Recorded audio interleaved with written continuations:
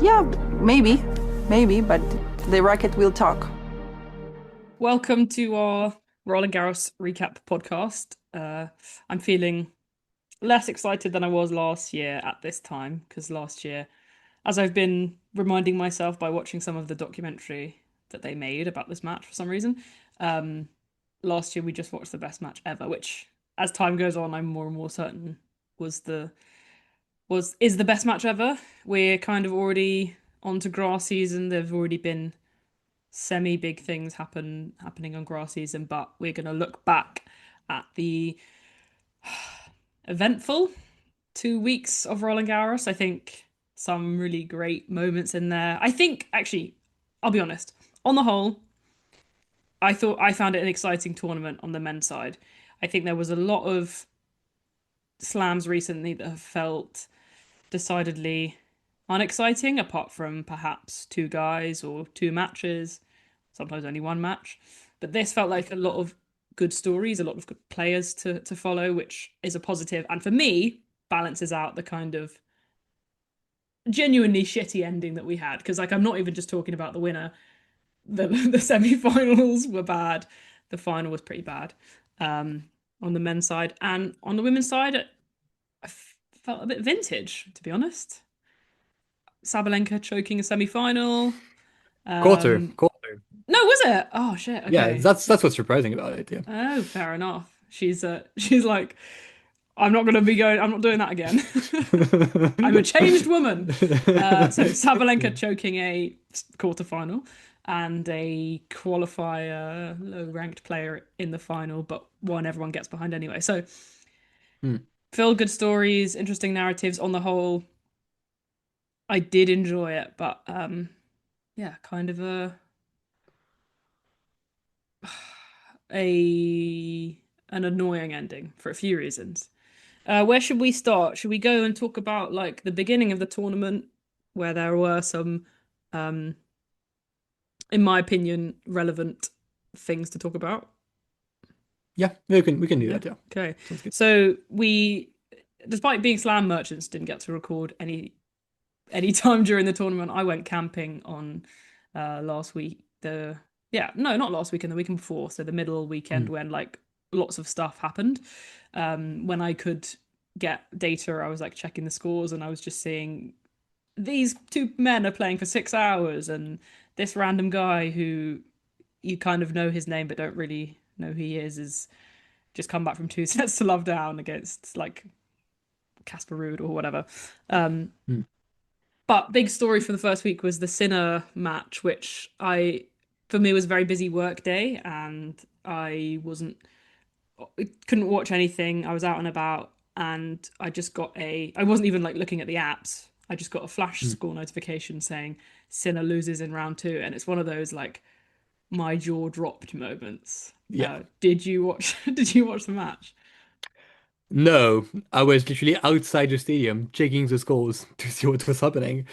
Could you Um, hear the match? no, no. Okay. I mean, it was like two things were happening at the same time.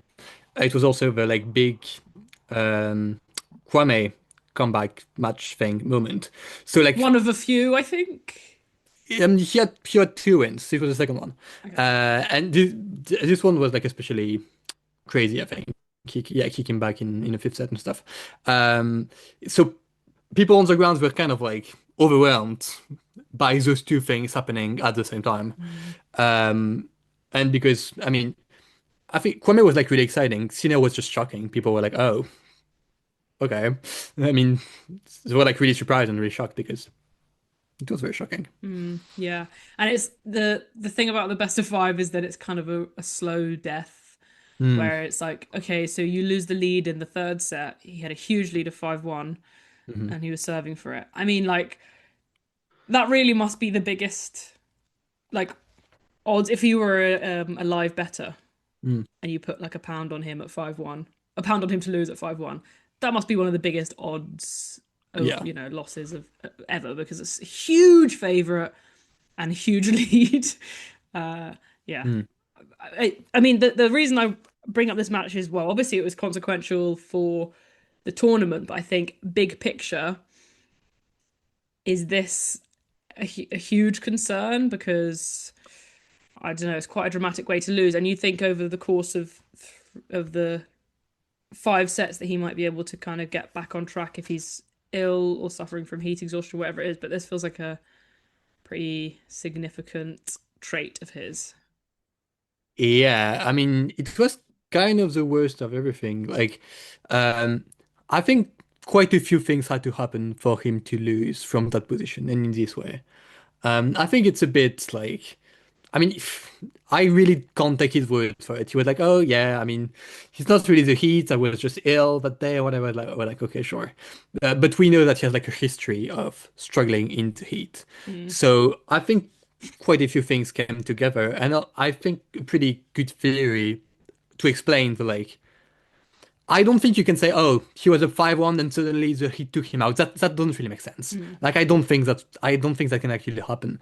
I think it was like he was stressed about it probably to an extent, and he was right there. He was like, okay, I'm playing in the heat. It's kind of stressful. I was nervous about it or whatever, but I'm literally right there. I'm on the finish line. I'm literally about to win. And I think somehow that kind of killed him. Like that's what took the wheels off. Like that moment, and then suddenly he just felt everything like much more. Mm. I think it was one of those things where it's like it's both mental, it's physical, it's all of the things. But it's a big concern, of course. Yeah. Yeah, it makes sense actually. I haven't haven't heard anyone explain it like that of it being the stress that kind of made him completely break down in that moment. Because even if you are feeling unwell, say he was getting heat exhaustion, Mm. it does happen slowly over time, and you'd think that Yeah. you would be able to drag yourself over the line with 5 big serves or Mm. five forehands. You know, like sorry, it's only 4 points you need to win a game. 4 big serves for 4 forehands. But this kind of lines up more with it being a choke. It's like Alcaraz in Paris when he was playing. Was it Gaston? Yeah. Do you remember this match? Yeah, Yeah, I do. where Yeah. yeah, he just like I just don't think I've ever seen anything like it. He just hit every single shot into the net. It was the same unforced error every time, every Mm. shot into the net, and it was a choke because of the crowd. And this feels like it lines up more with that. It being he kind of choked it because of the stress, and then he's Mm. just like, okay, I'm feeling really ill as it goes on longer and Yeah. longer. Yeah, that makes Yeah, sense. it was just shocking. I mean, I didn't actually see the match. I didn't actually go back and check on some highlights, honestly. It No, was like, you what's the point? yeah. But I did see like some points from like the fourth and the fifth, and it's like legs literally stuck in the ground. Like it's actually kind of crazy to see a tennis player literally not moving his legs at all. And we always say it's like, oh, so and so are not moving their legs. Their footwork is bad. No, no, no. This is literally your legs on the ground, not moving at all, and you're just swinging the arm. I mean, Mm, if you've ever played any tennis, you know you can't make any good shots like that. Like there's no way. mm, No. yeah. But that, that was, I mean, even when we did our preview podcast, we talked about ways that Sinner wouldn't win Mm, this tournament. We didn't dwell that much on the potential of like an injury or an illness or mm. something like that, just because it's like when you're such a heavy favorite, it feels like he doesn't have to go that deep in order to win the tournament. He could have just done it in No. straight sets. So he doesn't even have to put himself in positions where he's, running to a ball that Yeah. could potentially make him trip up. Like he could have cruised through. Really, really shocking. Yeah. I mean, does it change your perspective on how you feel like his career might shape up in terms of like numbers of slams and will he do the career slam at some point? I mean, at this stage, there's a pattern of him kind of losing matches he should win, and this technically it's also one of those. It takes a much different form than like the RG final last year or the AO. Semi obviously like the opposition is very different, and like it's really not the same at all. But the result is similar. It's like it's a 5-setter that honestly you probably should win, or like you have really good chances and you don't convert, you don't take them. And it's probably becoming a big issue if you think about it. His last slam title was almost 12 months ago, so the Mm, modern. And it's like he's been in pretty great form for most. I mean, he actually post Wimbledon last year he was actually kind of mid for like a few months. So I guess that's one thing. But beyond that, no, he's been really really strong, like playing super well week in week out. and no slam to show for it. So of course that's such a big concern for him, and also this was his biggest goal this year. So I actually feel pretty bad for him about that. It's like he actually. Sinner isn't the guy who's like, oh yeah, I want to do this and this and this. That's my goal for the year. He's usually pretty, he's not the type to talk about it. But he did actually say quite a few times, like, my main goal this year is winning RG. Mm. And of course, he didn't. He didn't, Yeah. even though like it was all lined up for him. I think if he wins this match, he actually wins the title. Like I do feel pretty strongly about that. He can like it was like on Thursday. He can claim a night session on Saturday, and then the heat is gone. Mm. Yeah. No, I would agree with that. I don't think it was the one it was like the one hurdle, and it was a very peculiar hurdle Yeah, in that it's like, yeah, he was playing in the first slot, which is I think the he chose, right? Because it's like yeah. they don't put men there. No, yeah. People were like mad about it. He's like, oh yeah, he's playing. I mean, at first people were mad that he played one night session because I guess people just assumed that he would play every night session, which whatever. And then people were mad that he was playing on the first slot of the day session because supposedly that was going to protect him from the heat. Well, Mm. look how that turned out. Yeah, I have to say, I've seen discourse about this, people saying, I think it's unfair when players get to ask what slot they have. Hmm, I don't think it's unfair. Like in the grand scheme, you're looking at tennis, you're looking at elite sport. I think one of the least unfair things there are is when like Coco Gauff, that fucking superstar, gets to say, hello tournament, please could I potentially play in this slot because I think it favors me a little bit more. Like it's just like such a non-issue, and I really don't think it has that much of an effect on things. Like if Coco chooses to play in the heat of day against her round two opponent versus they force her to play in the absolute worst conditions for her, she's hmm. still going to win that match. Like it's not going to have a huge effect on her. If she is crap that day, she's crap that day and she loses regardless of whether or not it's hot. The only time when it comes to be an issue is when it's like late stages and the margins are quite fine, and then Yeah. they have less of a sway because you play when you play because it's a semi-final or a final. So Mhm. I just think this is such a weird thing that I see people arguing about. Like, Yeah, I think people were just kind of already the trophy was in his hands, basically, like in the head right. at least,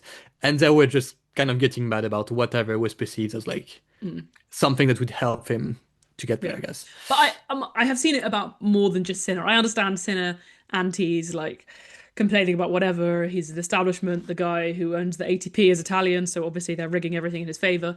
I've seen it with other people as well. Like, Yeah, Djokovic shouldn't get to ask about having a particular session at the US Open. Like, I yeah, he mean, should. Like, I don't know. yeah, like the big Djokovic example, he's like he's barely played in the day at AO for like 10 years, and it's one of those things. But if Yeah, if if the tournament were to decide as well, it wouldn't be that different because they would want to put him on whatever slot they think is like this is the especially like in Roland Garros they sell these night session tickets which is just one match. If they could mm, choose, they'd put the stars there every time. Okay, Roland Garros they don't tend to want to play in the night most of the time, but it doesn't affect things that much. And yeah, I don't know. I just think it's a non-issue. yeah. I will say I don't know.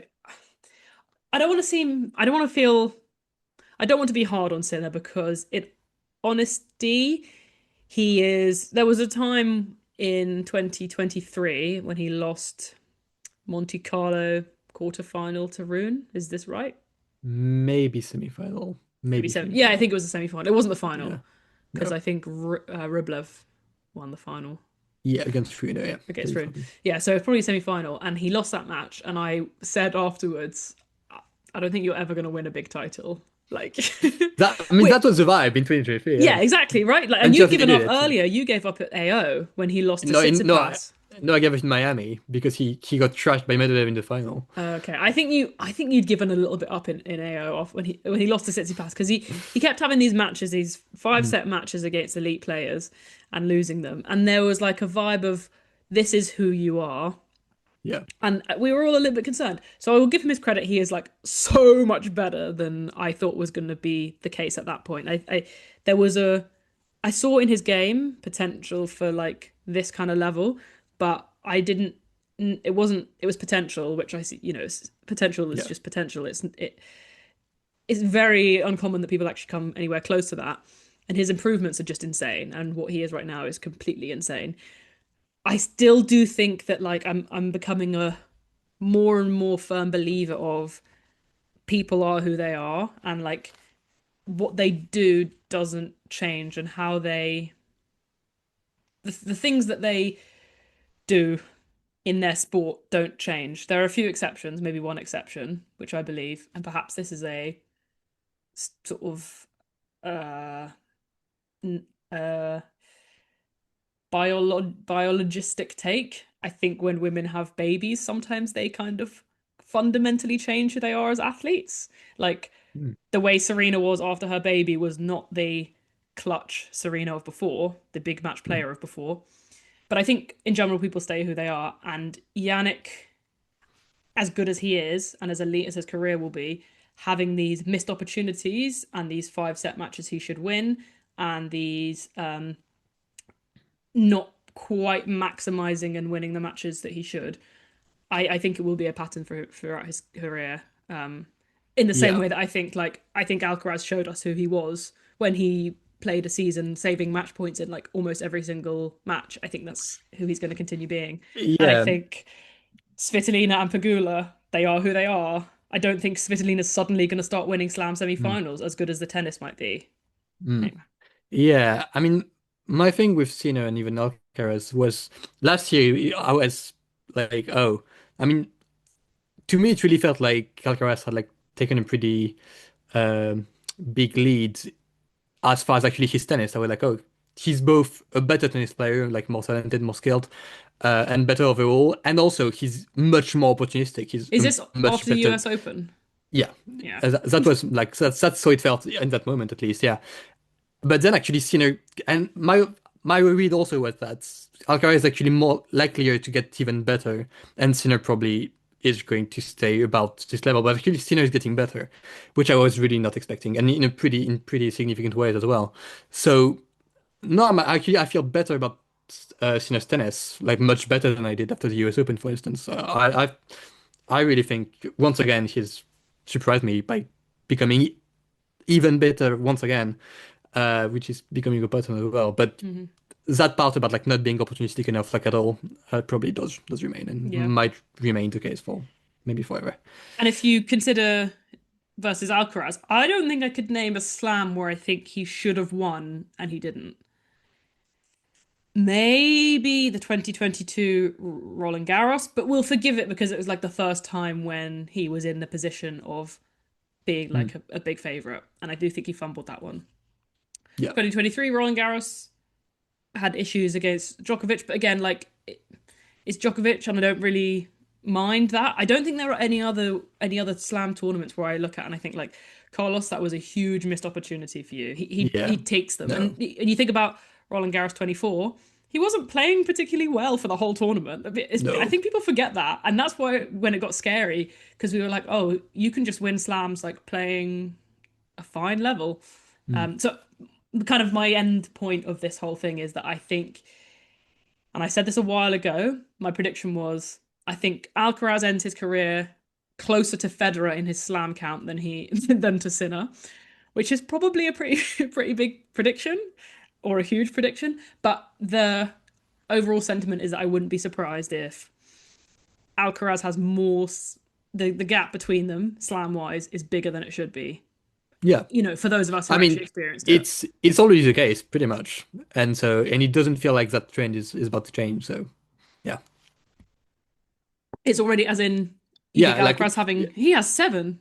yeah, I think the gap is already bigger than it should be, really. Yeah, I kind of forgive it right now because Alcaraz started so much earlier than Sinner, like, Yeah, but a lot in terms of winning slams. But yeah, that that loss completely changed the whole complexion of the tournament. I think at the time, everyone who was invested thought, okay, it's going to start looking like 2020 US Open, especially when in the next round Djokovic lost. We'll talk about that because I love that match. me too. That's my But match of the tournament, actually, probably. is it? Yeah, I think so. You did you like it because of the fact that he lost from 2 sets to love up? I mean, Did I you like guess it as a Djokovic hater? not only, Yeah, not no, only. but it helped, Yeah. right? I mean, a bit, yeah, but no, I mean, I was never as moved by like any performance by like actual things happening on the court. That's the most move I was like those last 3 sets by Fonseca. I Okay, was enthralled. I loved it. Yeah. fair enough. Yeah, yeah. So this is those were the kind of two turning points where it became as soon as Djokovic lost, there was no Slam champions in the draw, and I didn't even Mhm. really think about it until I saw a tweet saying there's going to be a first-time Slam Yeah. champion, and I was a bit concerned that we were going to end up being like the US Open in 2020, where everyone was kind of choking and Hmm. losing leads and bizarre things were happening. But actually, it turned into like some pretty good stuff, I think. Yeah, it just became this like absolute tug of war in so many matches. Mm. I guess somehow people felt like hungrier, and like and there was some choking, it did happen. But also everybody like every guy just felt like, oh my God, this is my time. I have to take it. So people were fighting so hard, no matter the position they were in. And no matter who they were, like I don't No, know what literally, Matteo Arnaldi is doing, thinking he's going to win this tournament, but he was fighting for it. for Yeah, sure, I yeah. mean, I think it like that's going to go down as like a pretty historic like middle week, I guess, if Yeah. you're considering middle week.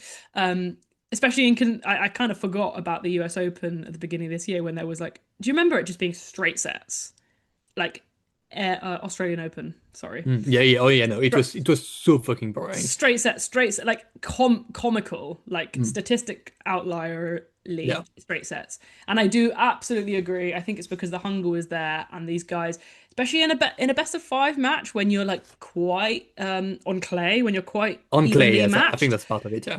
your fight can do so much to extend the match or to win the match. And we just had like it was just like constant. I mean, two guys you barely ever heard of playing 5 hours, 5.5 hours. All these Landalus played a 5 hour match. I think Kwame played a He 5 hour played match. Landalus played like two in a row. So like Yeah, how? Menšík was wheelchaired off the court.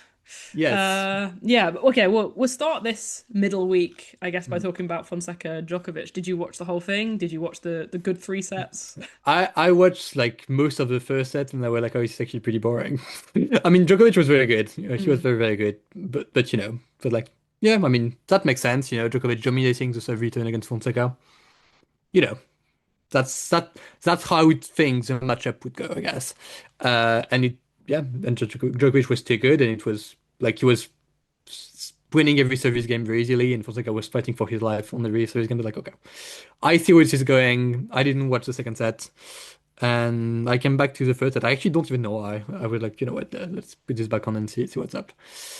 And it just became this thing. Actually, maybe he broke early, and maybe that's why it didn't end. Maybe It's that's just like me. I'll be like someone's 2 sets to love down, but then they break, and I'm like, yeah, the comeback is on.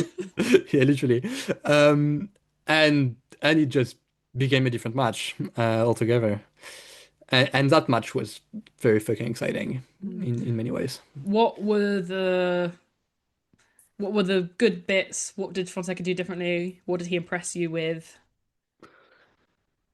It's it's one of those things. I think Djokovic kind of dropped off a bit, and it kind of enabled Fonseca to just find opportunities to just go after his forehand. And there is really not much like it. It's crazy. You'd think in Big 2026 you couldn't be that impressed by like a player hitting really hard Mm. because we're like in Sin Cara's era where so they're like bashing every shot and they're hitting so hard every time. And still, it's so crazy, like how it feels to watch it, like how it feels to like see it come off his racket. It's like it's nuclear bomb on the Mm. like every forehand he would go after. Were you Uh, there in? Sorry, were you there in person? no, I was watching on TV. Yeah, Okay. I would have loved to be there, of course. And it's just, I think the crowd also is impressed by it, and like it feels it feels big. Like it feels significant when it happens. It's like it's a bunch of points. It's like, oh my God. Mm. It just keeps happening. He keeps finding his forehand, and it's doing huge damage every time. Um, yeah, Best forehand on tour? I don't know. I think it's a bit early. I think like ceiling wise, yeah, it's up there, absolutely. Mm. Like when it's firing, when he's not missing much, when he has like time, opportunities to really go after it, I think for sure it's up there. I would still take Alcaraz. Like Really? yeah, I think he's better from like defensive positions.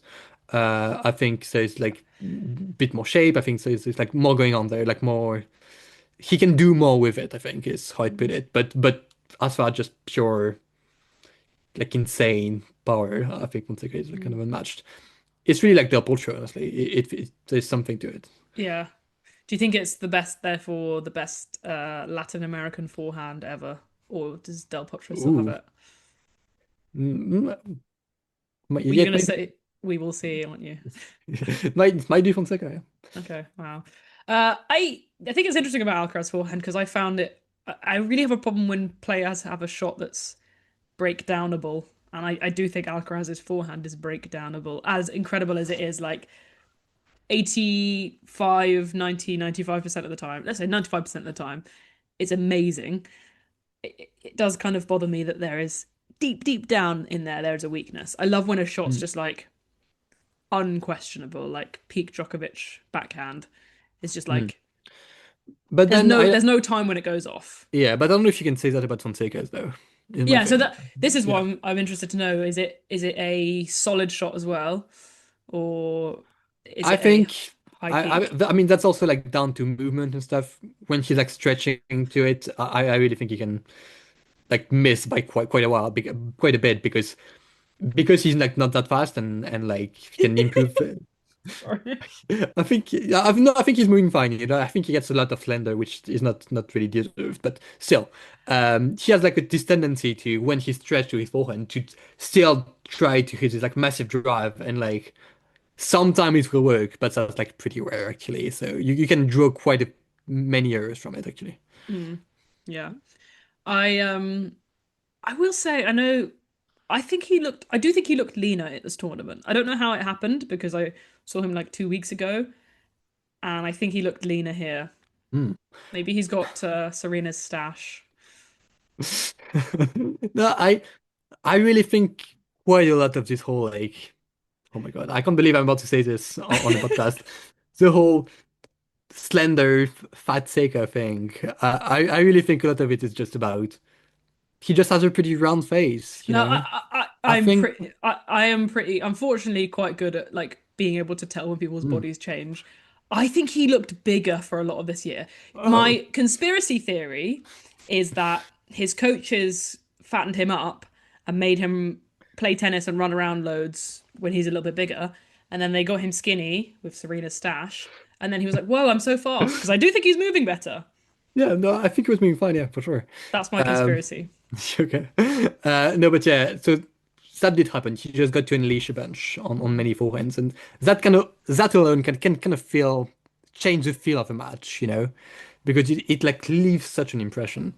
And then when it came to like tight moments, that's really the pattern that enabled him to win the match. He would go crazy on break points, like especially on his serve. He would like find a crazy second serve, and suddenly, boom, he gets a huge first ball forehand.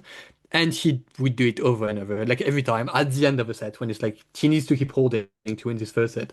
He needs to keep holding to stay in it. He would find it. He would find a great serve, first or second, and hit a massive forehand, and it happened over and over again, Mm. and and he just never faltered at all. Mm. I on this like I loved his Marketa Vondrousova ending, by the way. I think that was like Mm, probably the best way to end a match like that, like a yeah. come from 2 sets to love down against Djokovic. He hit three aces in a row to save break points and close the match. This whole I think the last serve of his match was his fastest serve as well. Mm, This whole thing I have about players being who they are, I think this is a really good sign for Fonseca how he was in the big moments. I remember the tiebreak he played against Rublev at the Australian Open, must have been the start of 2024, Yes, it I was. think. Yeah, because this was like the big one of his big announcing himself moments when he Actually, beat no, Rublev. no, it was 2025. Actually, Oh, yeah, it was really? 2025. Yeah, it was. Yeah, Oh, okay, fine. Um, yeah, he played this like magnificent tiebreak after a Mm. tight set, just like kind of like distanced himself completely. And that Yeah, ability to play well in the big moments, it's like, where do you get that from? How do you train that? And like, can you hang on to it? And most players they hang on to it. It stays with them throughout their careers, and it's such a an indication of how they're going to be. I think this for me is like why I have to apologize for my previous comments when I stopped believing in Fonseca, because as early as the third set against Prismic in the round before Djokovic, I started being like, yeah, I was wrong. I saw in that match he also came from 2 sets to love down. I saw what I had not been seeing and what I had kind mm. of like forgotten about Fonseca, about why, you know, anyone was making these huge predictions about him. And I thought he was so good there. And obviously he was so good against Djokovic. I think I've back to having big hopes for him after Oh this yeah, this no, tournament. Like, I was so impressed. I just, I think he'll like actually kind of struggle to have a performance this memorable and this impressive mm. for quite a while, and it's there's no shame in that. He was fantastic, like I, amazing. I disagree. I think I don't think I don't think these kind of things are one-offs. Okay, it's No, hard to have such a good line as yeah, I beat Djokovic from 2 sets to love down in yeah, this phenomenal fashion, but I think he is a player who will have matches like that. I think he will create moments like that the same way no, that yeah, like I agree. I just think this probably might remain his like signature match or win for quite a bit, or at least the blueprint of what that can look like, I yeah, guess. yeah, fair enough.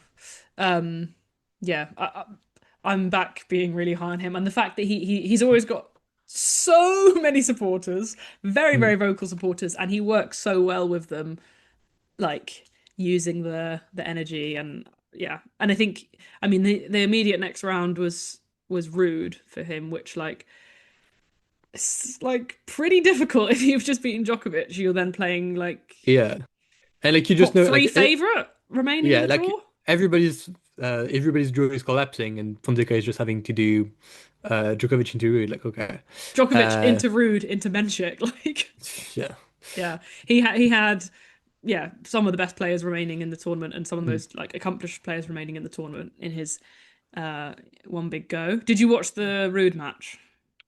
Yeah, most of it, yeah. How did you feel? Um, I guess pretty similar.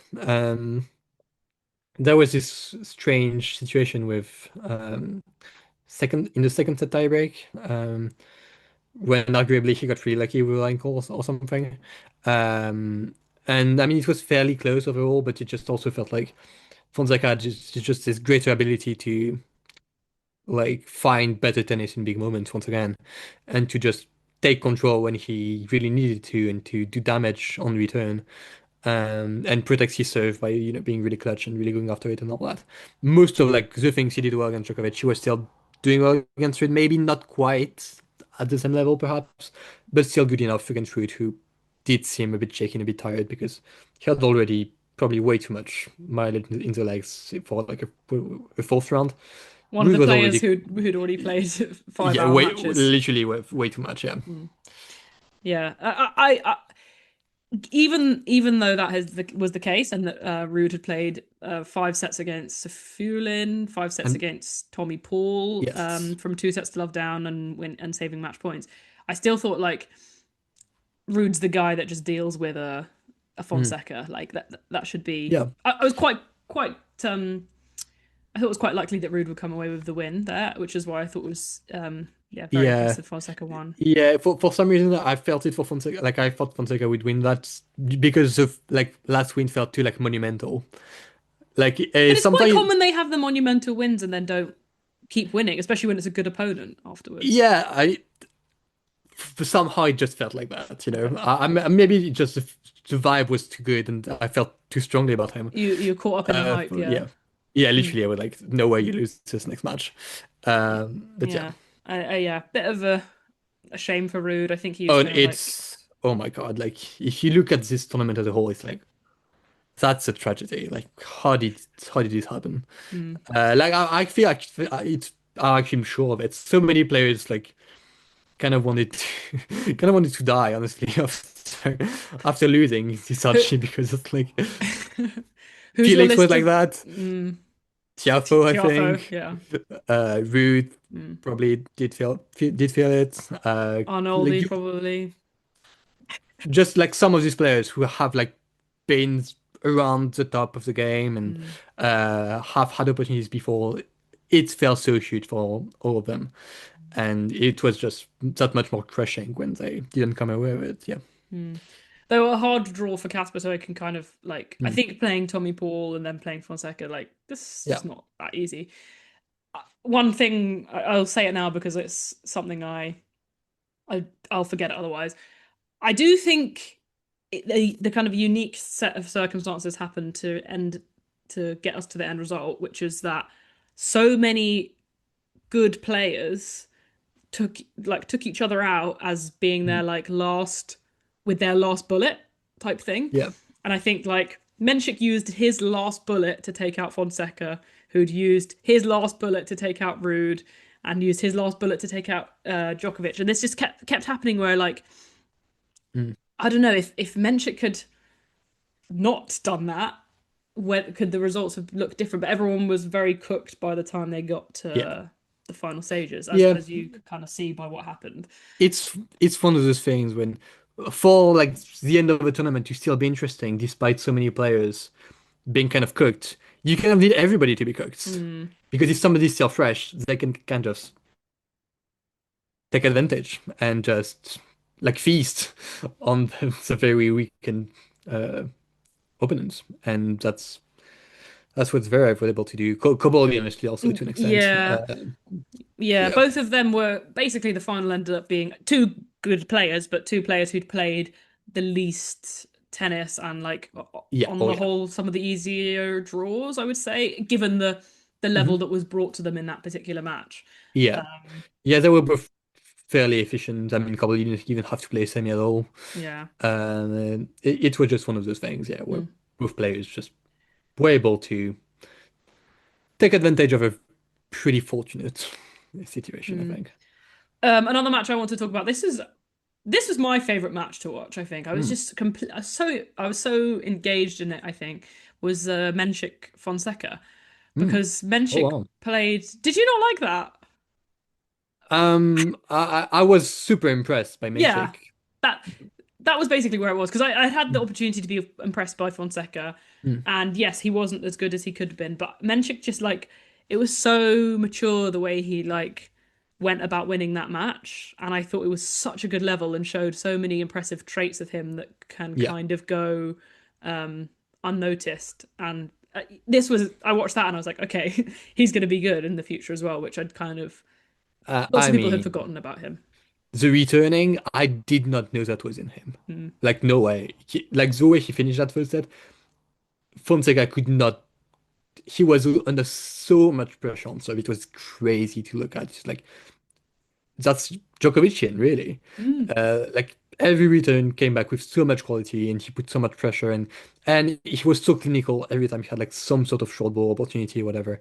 He was so good, so yeah. good. That's like one of the performances of the tournament, really. Yes, this is the kind of performance you see. Oh, okay, this guy can win it because, Yeah. like, if you keep playing that level, and it was like a serious business type Mhm. performance. Um, yeah, other exciting new players that I kind of came away from having seen was like Kwame as well. I think crazy Yeah. stuff. He's the same age as the guy who won the junior Mm. tournament. I think they're like kind of acquaintances. And he's 17 years old and he won a 5 set match. Like that's in front of his home crowd. That's Yeah. crazy. No, yeah, that was super impressive for sure. Do you think he's Yeah, legit? I think he has potential. I'm not sure about the tennis, Really? like quite yet. No, Okay. I think he Oh. has like he has good attributes, good traits. Like there are good serve for a young player, very athletic, very she has good qualities, I guess.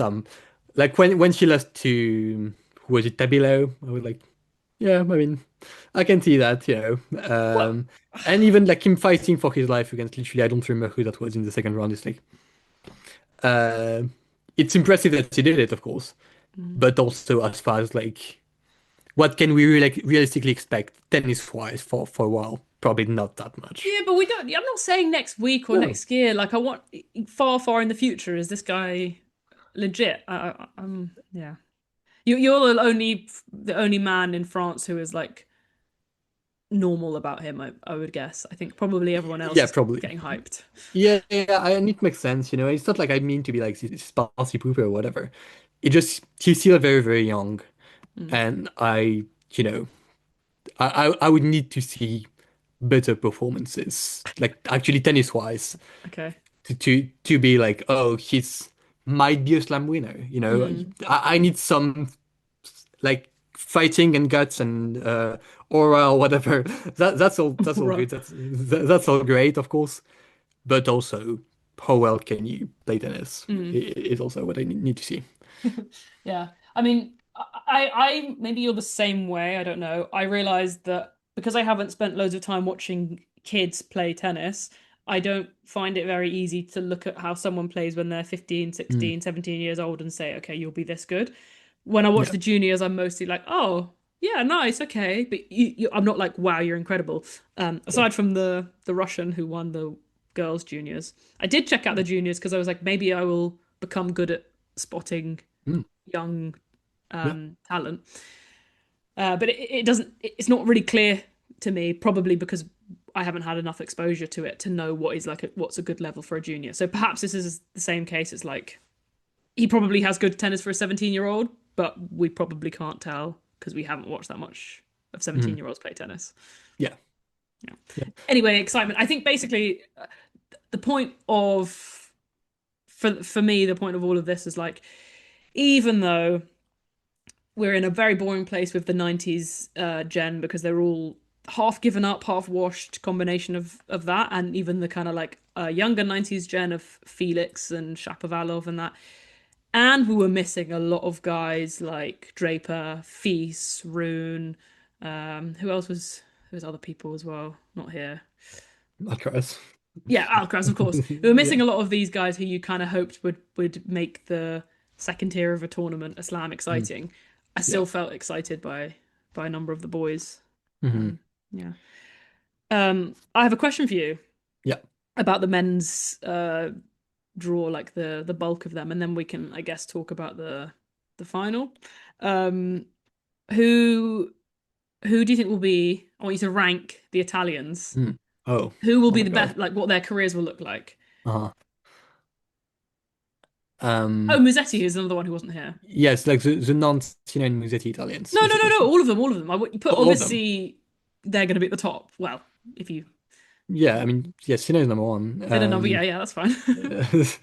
Um, and then I think Musetti and Cobolli probably belong around the same tier, I would say. Yeah, but you have to put Uh, them in order oh otherwise. my God. Cobolli over Musetti, Wow. perhaps.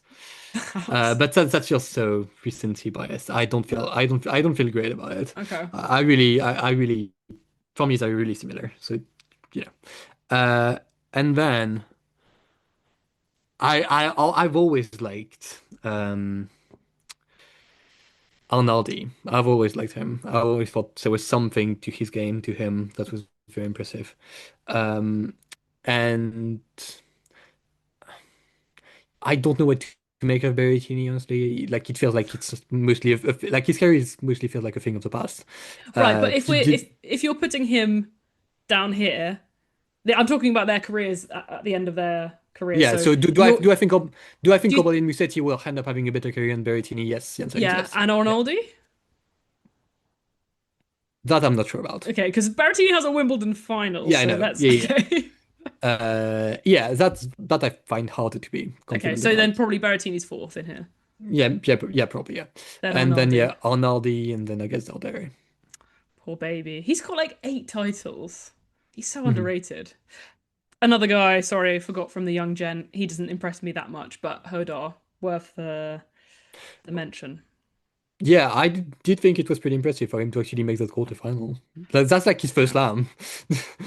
So, But I don't know, it's the same with Ben Shelton. Like they went to uni, so I'm mm. not as convinced by this. Like, look at Ben Shelton's Oh, first slam. He also did the, what was it, quarterfinals, maybe semis? not semis, no, no way. No, Yeah, okay, maybe it was the quarters. I think it was yeah. his first slam, and everyone was like, "Whoa!" And he Mm, hasn't really gotten better since then. Maybe the tennis has, but the results haven't.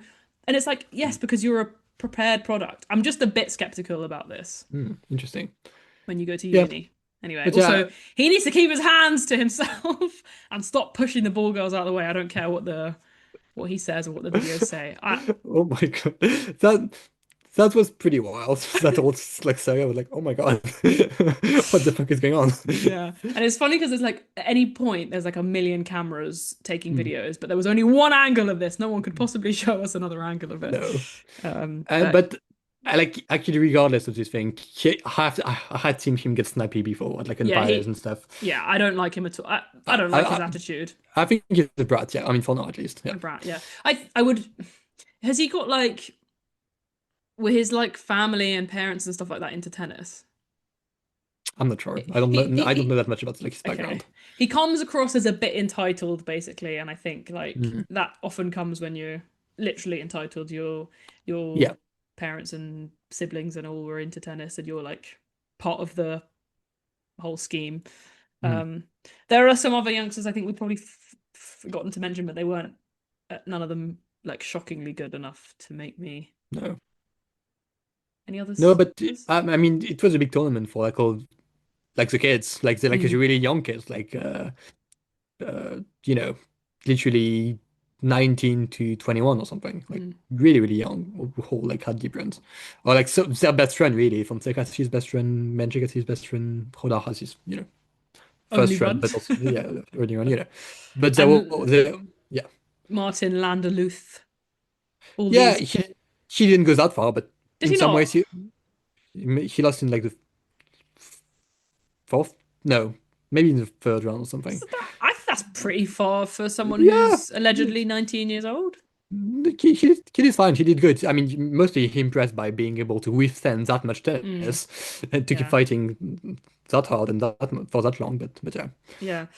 Fonseca Menšík, the youngest quarterfinal of the men's at Roland Garros since Djokovic Nadal in their Mm. first meeting, where Djokovic retired 2 sets to love down, saying, "I think I was outplaying him" or something like that. I'm sure. And they made fun of him afterwards. They're like, "Who does this guy think he is?" Well, who had the last laugh? Mm. Um, a note on Djokovic. All I'll say about him, I think he is unfortunately too happy with where he is, and I don't think we're going to see. He like enjoyed that match against Fonseca, even though he lost from 2-love up. Like this is not the Djokovic we know and love. It's a Yeah, I mean, you would think, given the size of the opportunity, that and I won't even say Prime Djokovic because Prime Djokovic didn't need opportunities. He was, beating mm, everybody. But, you know, Djokovic of years past would have run with it so fast. Like, oh, I just need to beat Zverev for a slam. Yes, please. Uh, you yeah. know, you know, yeah.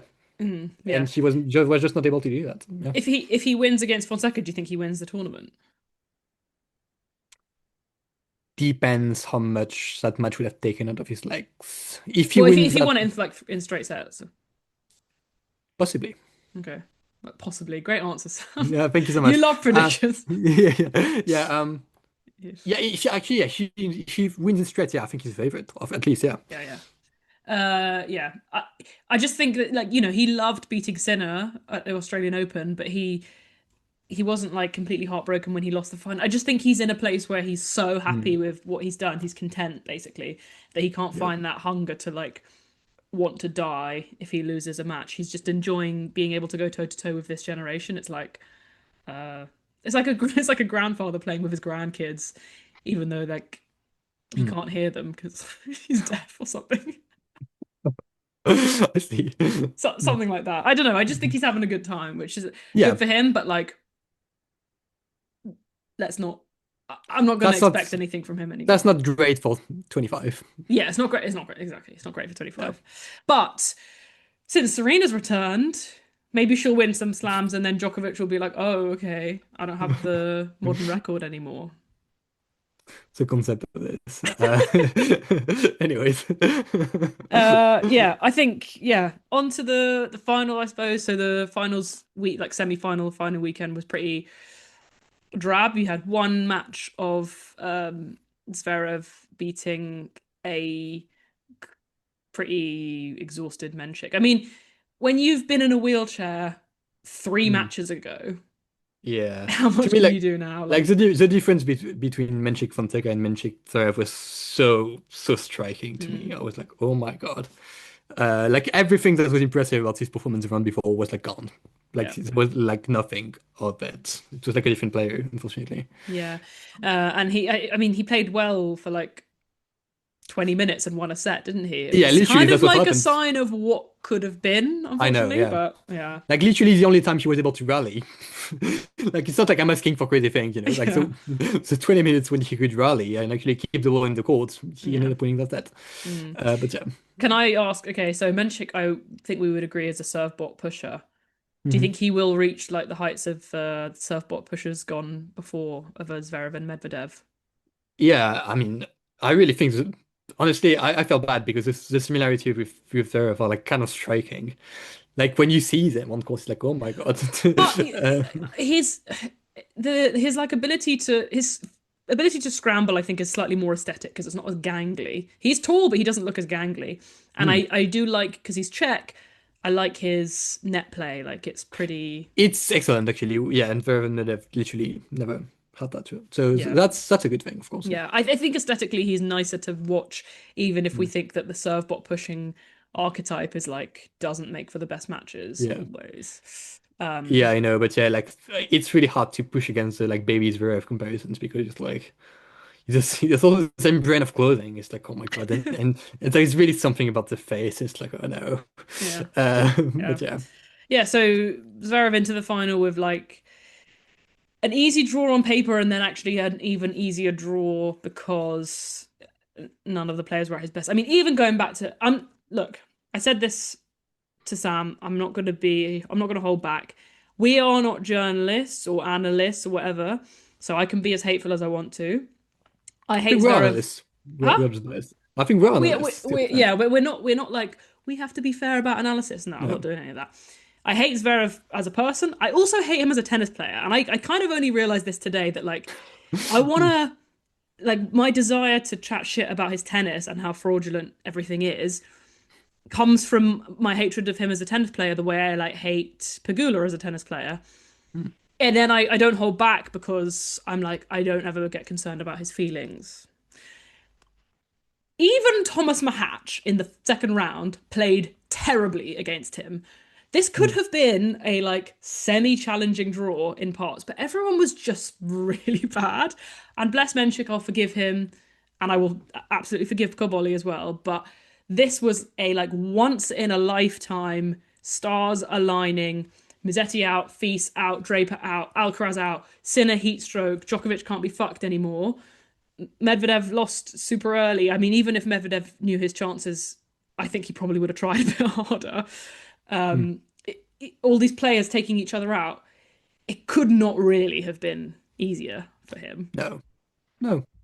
Yeah, no. And even in the And final, I mean, bless Cobolli, he did amazingly well to make it there, and I love his tennis. And we both had him on our power rankings. I think he's a good player. The moment was too much for him. Even yeah. then, he took it to 5 sets. Yeah. And had he not cramped, maybe could have won it. Hmm. And you know Yeah. what? Sorry, you go first. It's yeah, I mean you summed it up pretty well. It all like aligned to pretty insane extent. Like, oh my God. And even It by the way, even for this to be the case at Roland Garros, if all these players had pulled out and it was the US Open or it was Wimbledon, not yeah, so Wimbledon easy. he never wins that. Yeah, Never. Um yeah, no, it it all like literally every day it just got better for him, and like Mm. and it's there was also if it like even if you think about it, like his biggest opponent all the way was his nerves, of course, that Mm. makes sense. He's just like heavy favorite with like finally a chance, right? And like what would be the most like nerve-inducing situation would be perhaps losing a first set, which Hoda had a big opportunity and didn't convert on Mm. it. Menšík had a pretty big opportunity and to do that and didn't convert on it. Like Cobolli started pretty terribly in the final. It's like, oh my God. Yeah. Like it's so like that's just like if you ask me to like write the script, what does it take for Zverev to win the slam? I would come up with It, something pretty similar. exactly that. Exactly that. I mean, yeah, couldn't. Yeah, I would agree with that. He he must have thought, "Fuck, what good? I must. This must be good karma for something. I don't know for Somehow, what, but yeah, yeah. I mean, even like, okay, look, I understand like nerves in a final. We've seen it millions and millions of times, but Anisimova got double bageled in the Wimbledon final. Pretty humiliating. She made the final of the next slam and she played really, really well against an excellent player. Zverev has made four slam finals, and by the third or fourth set of his fourth slam final against an opponent he's heavily favoured against, he's already double faulting in the first game. Like he's already trying to choke it away. The Mm. commentators were even saying, this is a bit early for you to choke. I just think like we shouldn't let these people win these matches. Like if you're a choker, you have to get over your chokiness. You can't just be rewarded for like still choking, but all the other things fall into place so much. Cobolli gets cramps. He's also stressed because it's his first slam final. I genuinely believe Tiafo probably would have won that match. Anyone who's like had any kind of experience on that stage before would have Mm. taken advantage of it because he was willing to sink to the level of tennis that anyone would play against him. It was just a question of like nerves and okay, Yeah. health in Cobolli's case. Just like, I mean, it is what it is, and it doesn't really matter because it's not an impressive victory or anything. It's just a notch on his belt. Congratulations, whatever. Well, not congratulations, but like he's got it. Yeah. I do just feel like we have to expose the fraudulence. And you know what? I'm going to go further. I don't think, as much as everyone hates him and hates his tennis and thinks his career is embarrassing for what it was like promised to be, Mm. I don't think people like talk about talk enough about how fraudulent his previous slam finals were. The first one was the 2020 US Open where like, okay, it was a mess. Everyone was a mess. Fine, everyone was losing. Probably his least fraudulent one. The next one he made was Roland Garros in 2024. Casper Ruud had the flu in the semi-final. He would have beaten Yeah. him because he won in straight sets the year before, 6-love final set. And he was outplaying him at the beginning. The next one, Djokovic pulled out in the semi-final. He retired. And now this one, he's just got like the easiest draw ever. Like, it's not even a situation of this guy's. It's not a Lendl. This guy's made four slam finals, playing well against good opponents, and it's his time has come. Like, it's just like he's just this annoying guy who keeps showing up, so we might as well give him something. He's just been there for long enough. Yeah. Yeah. And it's really yeah, I mean we both actually wrote about this on Twitter to an extent. It it doesn't really matter. I mean it's one of those things, yeah, of course Yeah, it's important for him and it was the one thing he was chasing after. So in that sense it does matter. But as far as like how we perceive him as a tennis player, it really doesn't matter. I yeah, also think I mean the tennis world as a whole ha has this thing about slams. It's like it's so important winning a slam. It's such a huge thing that it has to mean that if you do it, you're like somehow on a different tier, and it like it makes him so different from supposedly from Ruud and Tsitsipas and whatever. And it's like it really doesn't. Like mm, if you actually look at how it goes down, it's like put Ruud in his shoes, put Tsitsipas from a few years ago in his shoes, they would win that, of yeah, course. yeah. Like literally, sometimes if you just stick around and you're like decent enough, sometimes you'll get very lucky and you'll get your slam, and Mm. that's It's really all it is. it's a kind of Richard Krajicek won a weird slam, right? Hmm. Actually, 1999 Wimbledon. perhaps I actually don't remember. Basically, there's a lot of players you can look at in the past that who you've been like, what? Who was this? And they won a slam because people were striking or like everyone was injured and got upset, this will be on that list. It doesn't feel, it's not even a, when I compare it to like the likes of the Madison Keys Slam, where she fucking won that shit. Like she beat the best players, the three best players, three of the four best players in like good 3-set matches. She won that tournament the way that like a slam should be won, and that's why it meant things to people and why we cared. Yeah. This was like, you know, if he'd won, if this had been a 250 draw and he'd won the tournament, you wouldn't have been shocked. You wouldn't have said like, wow, what a hard 250 draw. Anyway, like you said, it doesn't matter. We aren't. This is why I make the distinction of hating him as a person versus hating him as a tennis player. This hating on him and calling him fraudulent is coming from hating him as a tennis player and wanting to kind of minimize his achievements because I hate the way he plays tennis and the like the type of athlete he represents. Separate to that, we don't want to see him playing tennis. Like, we don't want to see him on our screens. He shouldn't be allowed to do all these things. He shouldn't be allowed to, like, in quotes, inspire people. Like, no one should look up to him. He's not a good person, and that's the initial issue. Yeah, no, exactly. There are two things going on here, and yeah, I was talking about this with someone, and she was like, I was like, yeah, I'm really annoyed that Zverev won the slam, and then they were like, we were like talking about it, and I was like, but actually, I think I would have been annoyed either way because I also hate his tennis, and I really think I wouldn't like him either. Like, even if he was like somehow a good person, I would not be impressed, and I would not be especially excited or happy about this result. And yeah, there are like, of course, many people are upset about him winning because, I mean, I feel like I've already talked about it. It felt like, honestly, to me, it felt like a collective coping mechanism that we kind of all engaged in. I can't say, oh, I wasn't doing it, of course. I was enjoying a good Zverev hate watch at the slam as much as anyone else. But that's really all it was. Like, him winning a slam or not winning a slam, really, it doesn't change anything. That's not the issue. That's not the problem people have with him. And like, the issue at the end of the day is he has really quite horrific and substantiated domestic violence allegations that we've been privy to, and that probably, in a fair world, at the very least, wouldn't have let him keep playing tennis in the capacity he has. So, at the end of the day, that's really what matters. And him winning a slam it's like it could have not happened, but also it has happened, and it's like it just a pretty random event that shouldn't change anyone's feelings, really. Yeah, exactly. And I'm actually glad that the tennis world seems to have, within time, come to that conclusion and kind of reacted that way, and like not given him what he wanted. I mean, I don't think he doesn't play tennis for the fans to love him or anything like that. But it's good that we aren't sort of overdoing this, like, oh no, this is the worst thing ever, because, like you say, it's neither here nor there whether or not he's successful.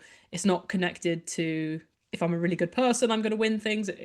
No. These things don't, they don't correlate. So he can win, literally, he can not win.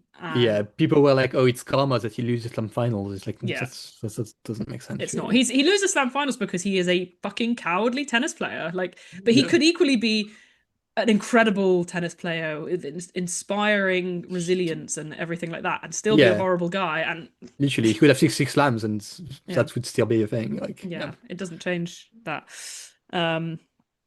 Anyway, I think people just kind of like to believe that the world is a little bit fair. Like, it's actually it's a thing. It's like a fair world fallacy or something. I think I'm butchering that, but yeah, I think it's a thing that people project things onto the world.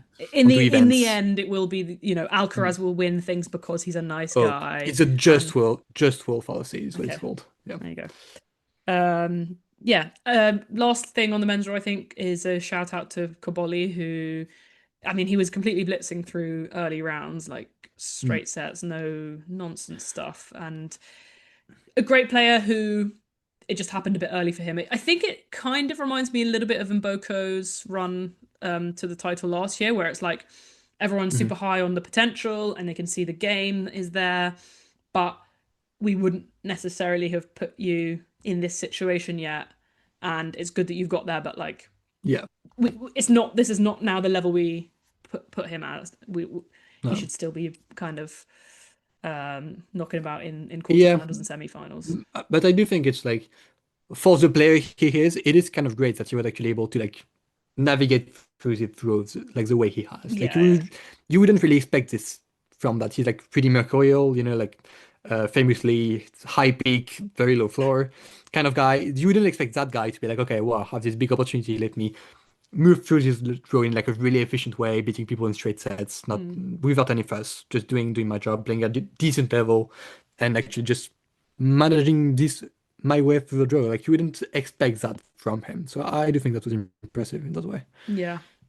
Yeah, absolutely. I think he's a difficult one to place now because I'm like I don't know how high the limit is for him. Like how far can he go?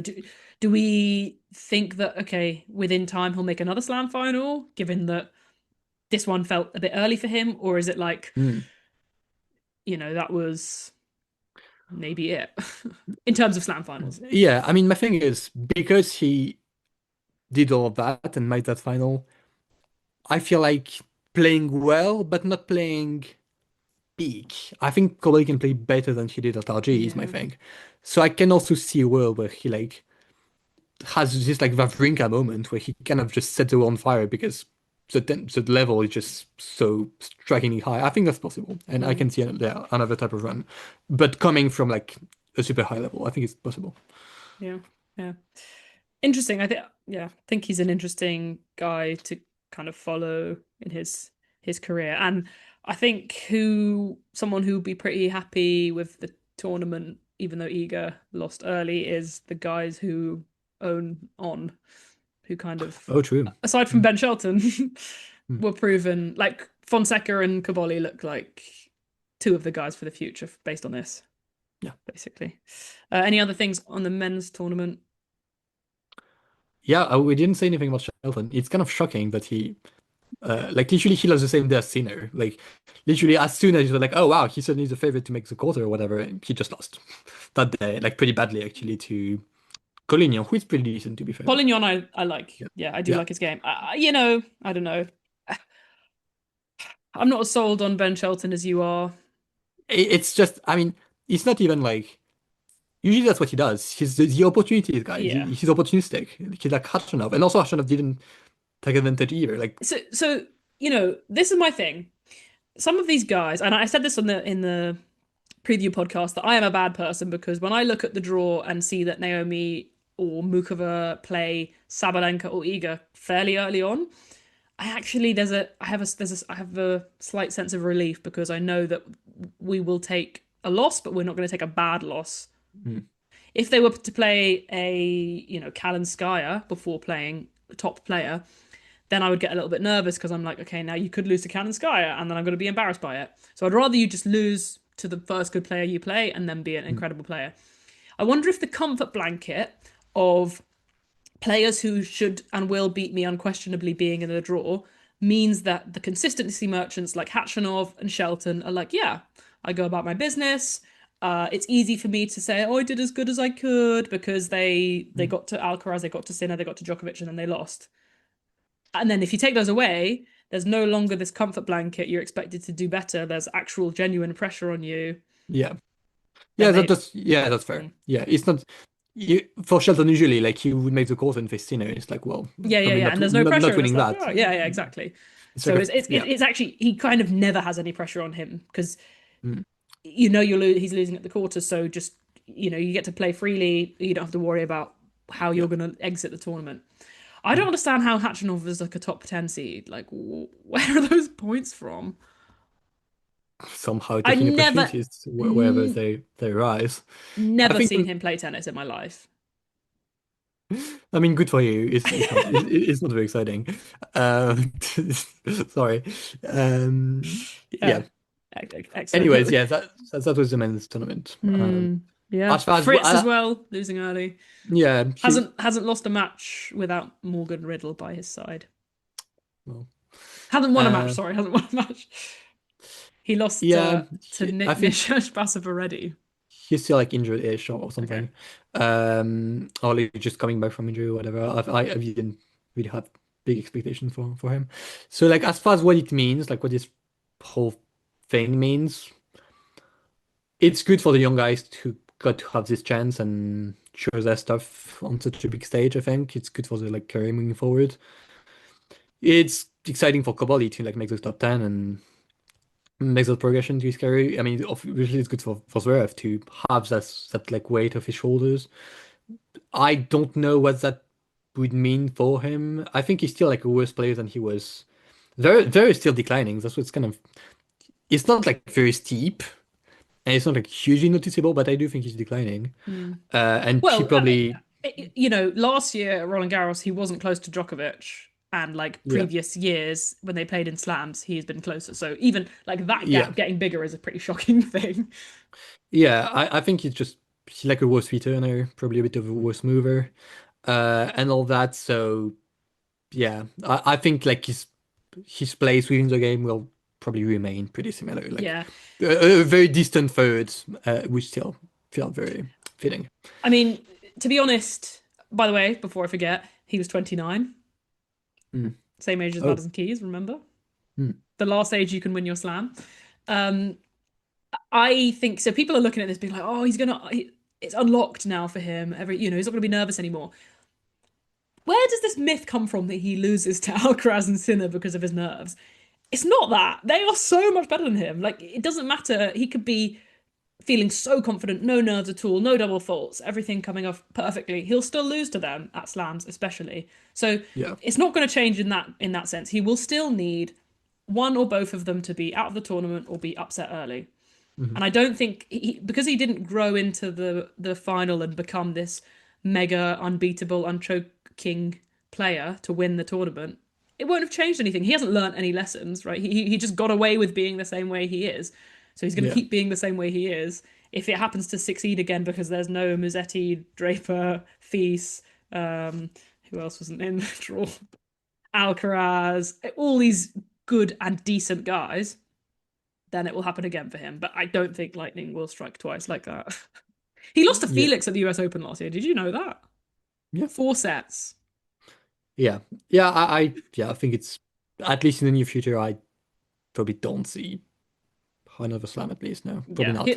he'll have to do the same thing and wait around. Yeah. Yeah. Literally, it's yet like it's probably not. Yeah, it's all you can say really. Yeah. Yeah, okay, on to the women's tournament, I Mhm. suppose. If you don't know yet, Andreeva won. I'm very happy about it. Sam could not see it happening before the tournament. Yeah, I Um, was just getting bullied on Twitter for literally a month ago, being like, uh, yeah, I didn't see Andreeva winning the title before, like a month before, or like whatever. do you think they Um, bookmarked it? I mean, either that or it's like somehow remembered it, which is like whatever. Um, Yeah. find something else to do. Um, Do you want to, anyways, what's the at? I don't remember. I don't care. Um, You know who you are. hmm. Yeah, all that to say, yeah. I mean, we talked about it during the power rankings. I had her at sixth, which I I think was pretty fair. I had her at 5.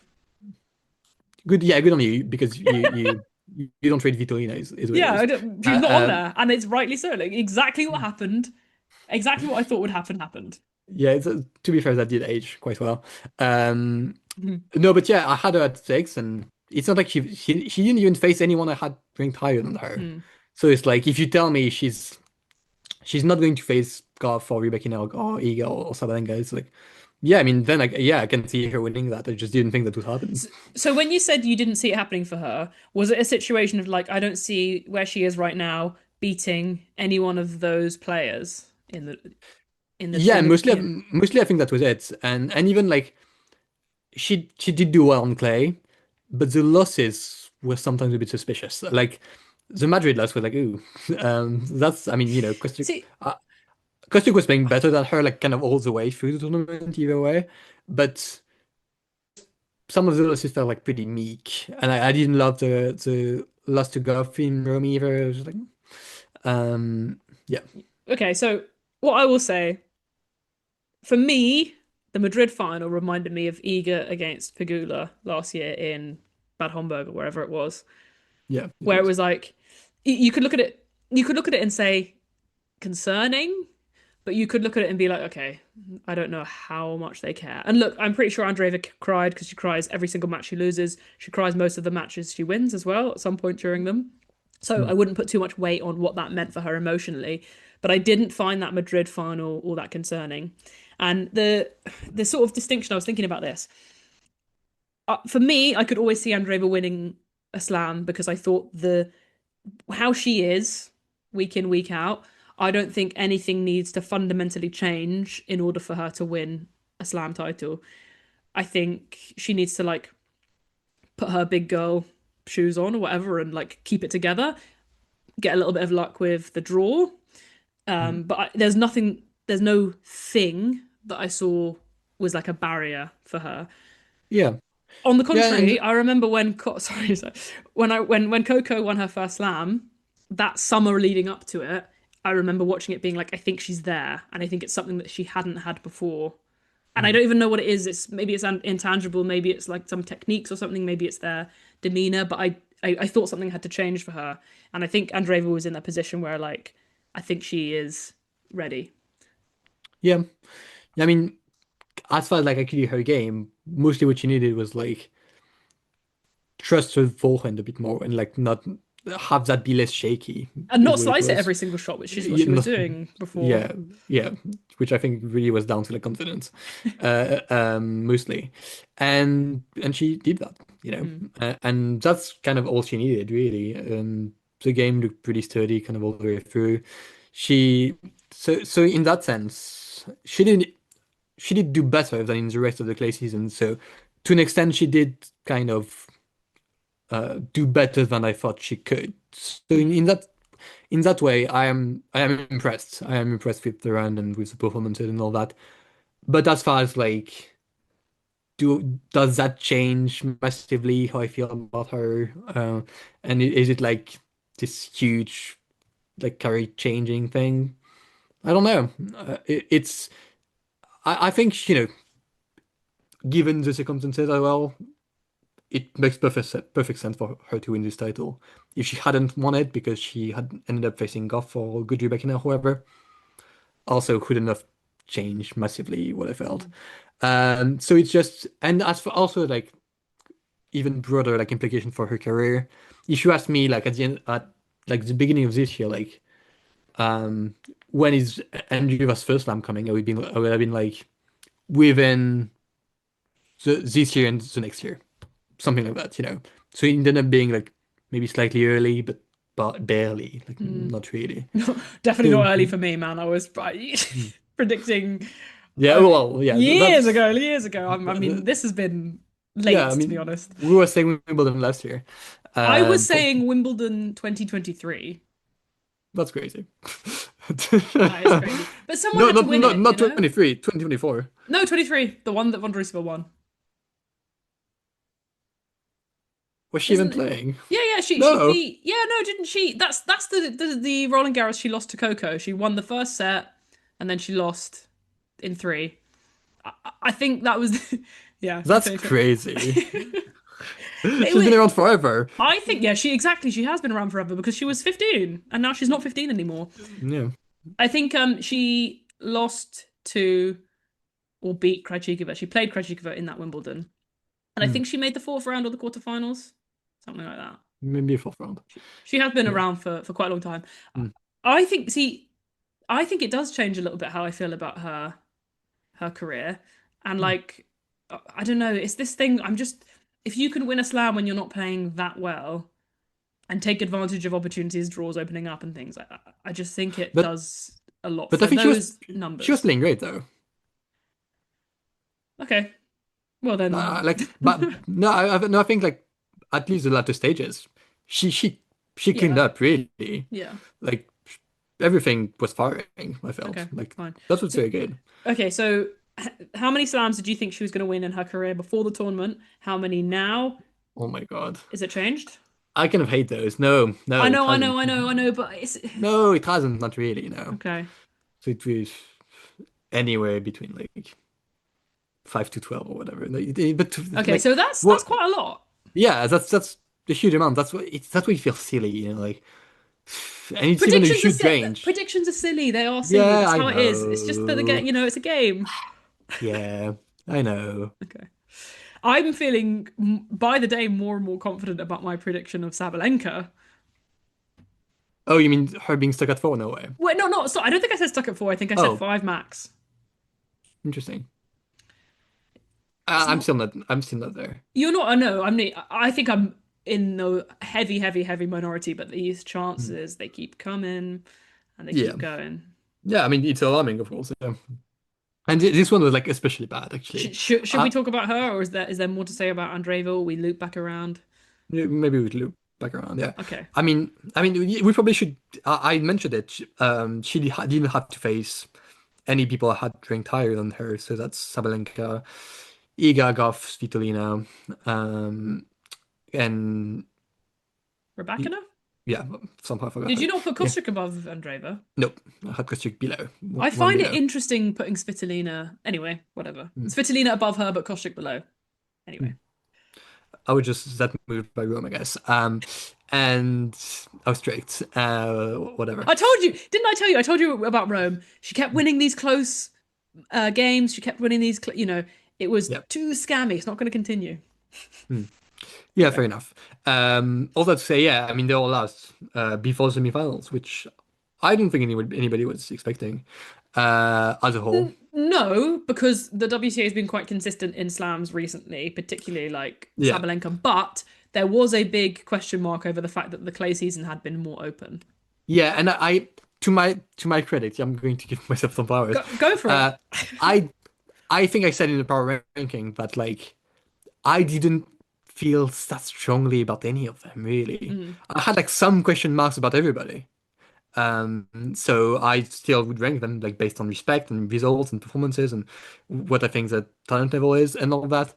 But I had Sabalenka first. I didn't feel great about Sabalenka winning coming in. I was like, Mm. maybe, but I'm not confident. And yeah, and it all ended up kind of falling apart for all of them. Um, Rebecca came first, as far as being upset. Can we remember who she lost to? Yes, again, I was watching it. I did watch it as well, but I can't say I know who it We was. were kind of I kind of had a pretty great back-to-back hate watching session with Craig. Literally, it was we were watching Ostapenko against Linette, hoping that Ostapenko would lose. All Be- for nothing, by the way. yeah, I know, because she was due to face Iga, right? And so Linette did do the thing, so we're like, oh wow. And then we ended up watching Rybakina, who ended up losing to Saurabh That's in so preset. crazy. That is crazy. In presets, yeah. And It really was a Ukrainian Roland Garros. yeah, I know. And to be fair, Saurabh in that match, She I was was fine. She was I good, was I yeah. was, I was impressed. I was like, oh Yeah, wow. I agree. Yurek was of course missing way too much as you would expect in that type of class, but I really liked what I was seeing from Saurabh. Like really smart, quality, deep, high balls and uncomfortable, and I thought she was good. Mhm. I think I have thought that before when she played Naomi in Miami. I think it was Mm. Miami. But whenever anyone plays Naomi, I'm like, wow, you're really good. Why is she working so hard to beat you? Especially when they have variety. So yeah. Yeah, No, I mean, it was a great first few days for me. Pegula lost first round yeah. To to Kim Birrell, that was crazy. Kim Birrell. I mean, Oh my God. yeah, yeah. Um, It's straight sets, I think it was. Might have been, yeah. Yeah, Yeah. it was. It's quite fun in that regard. I did then realize that as soon as a consistent player stops being consistent, that's when they Mm. start being good. Like I'm a bit concerned about how that will then Mm. readjust, and I'm not a better, but I liked her odds for the US Open. I think she's like 22 to 1 or something like that. Sam's Yeah. laptop died at the idea of Pegula winning the US Open, so Yeah, shocking for everybody involved. Uh, I guess. Yeah. So few upsets early days. I think the women's tournament was strange because it was like a lot of the big favorites lost, but they were none of them were really, really shocking, I don't think. Yeah, Goff against Potapova was interesting. I watched quite a bit of that. She fucking cooks her. Potapova, like I remember watching her in Miami when she beat Coco. Okay, it was like 2, maybe 3 years ago, but Mm. I think she really likes beating her.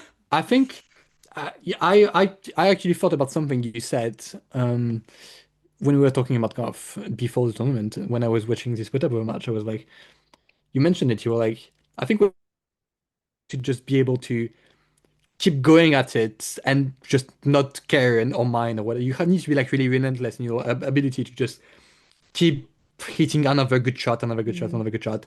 And I think Potapova in her best days can actually do that. I think she's not a huge striker. She's decently big, but she's never like expecting her shot to be a winner, really. So it's like, and she had just that ability, I guess, to just keep going. mm. And yeah, Goff I didn't think was horrible, I guess. But yeah, just kind of a bit unclutch, if anything, in that last set, and yeah, Potapova took advantage. I think she reflected that as well, about being unclutched, which was that the Mm. same in Rome as well. She's, missing her, not taking her chances. Would you say? Yeah, to an extent, but it all felt like it was Vitorina in the tournament because she had done it again to other people before. So I Yeah. didn't really think about it.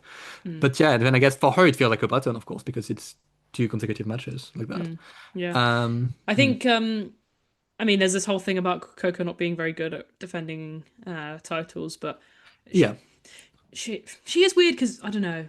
She's such a weird player, really, because you think of her as she's always there, but then some you're like, actually she's quite inconsistent as in she can lose to anyone, but she can very much beat anyone as well. And like mm, her game is so far from being perfect. It's just a whole mixed bag of like the trajectory of where she could possibly go. If she got an yeah. incredible, incredible coach, she could just be like this, one of the best players ever. But she could also just keep being like consistent top five, Mm. winning 2, 3 big titles a year. Do you think the coaching is a big thing? Like, do you think there's like a coach out there who can fix her or something? No, I don't know. So this is if there were a Mm. perfect world, if there's someone who can come in and give you like, I mean, she doesn't even need to have an incredible forehand. Let's give her No, Potapova's forehand. yeah.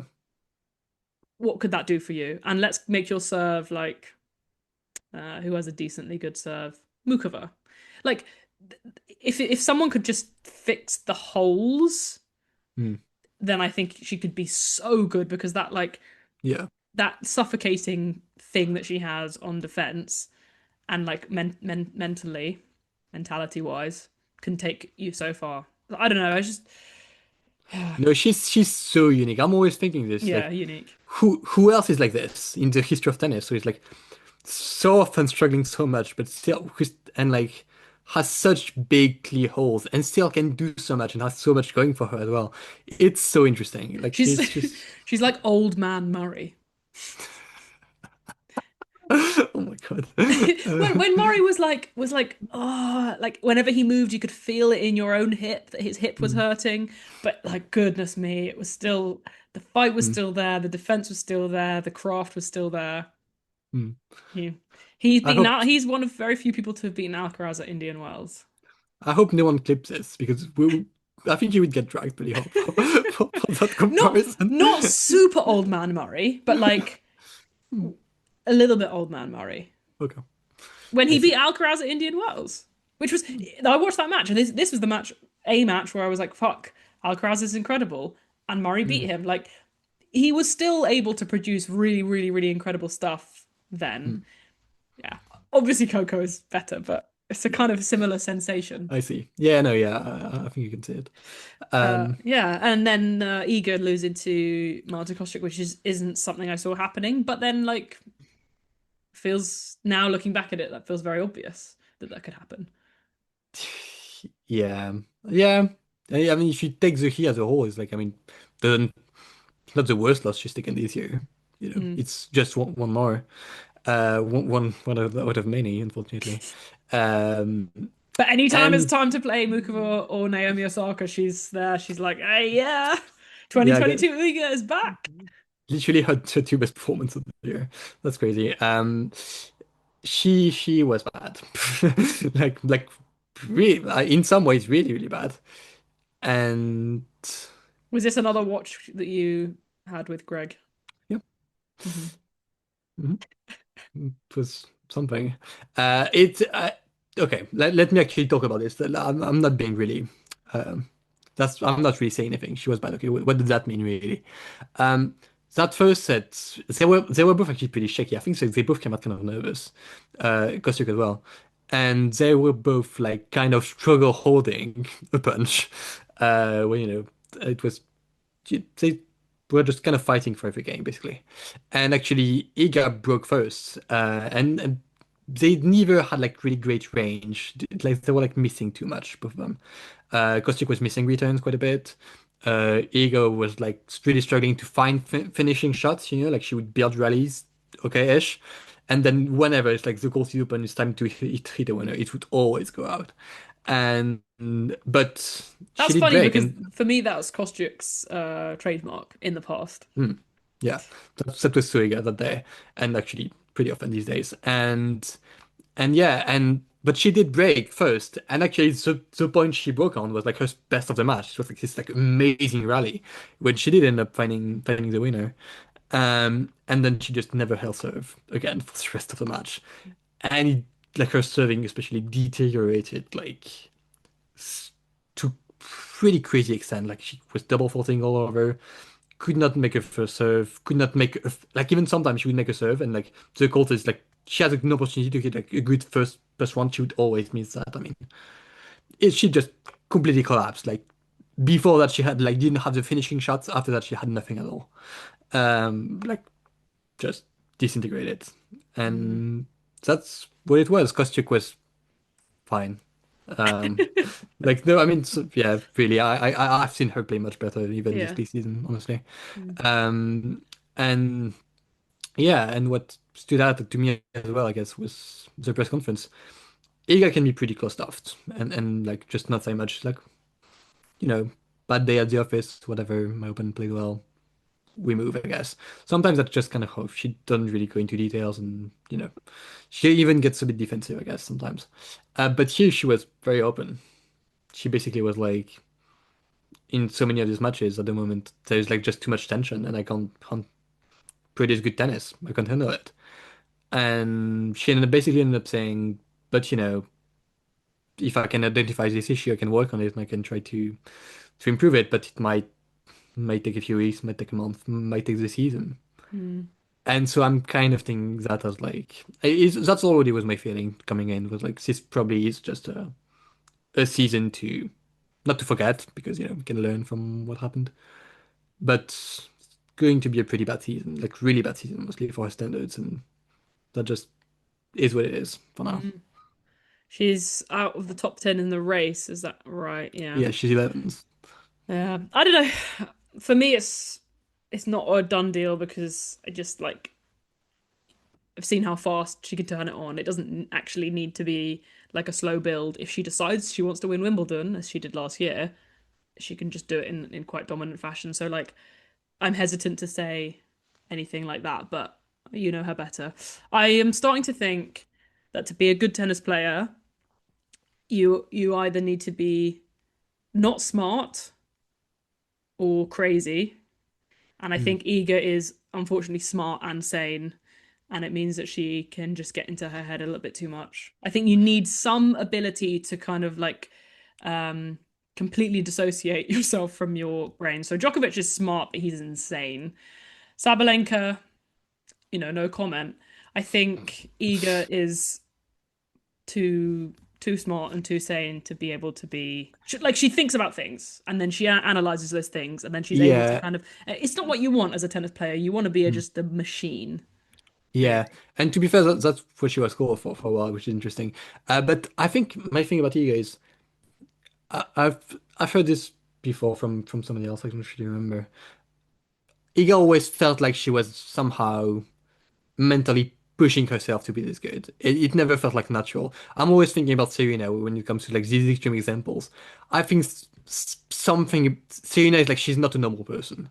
Like I'll always go back to this, like the way she was saving match points against Tomljanovic, her last match ever at the time. That's what we and he's just it's insane. It's like his instinct and his ability to just find it again and again and just keep going. I'm just thinking she's not a normal person. She's like extraordinary, literally. And I think he is not that. I really don't.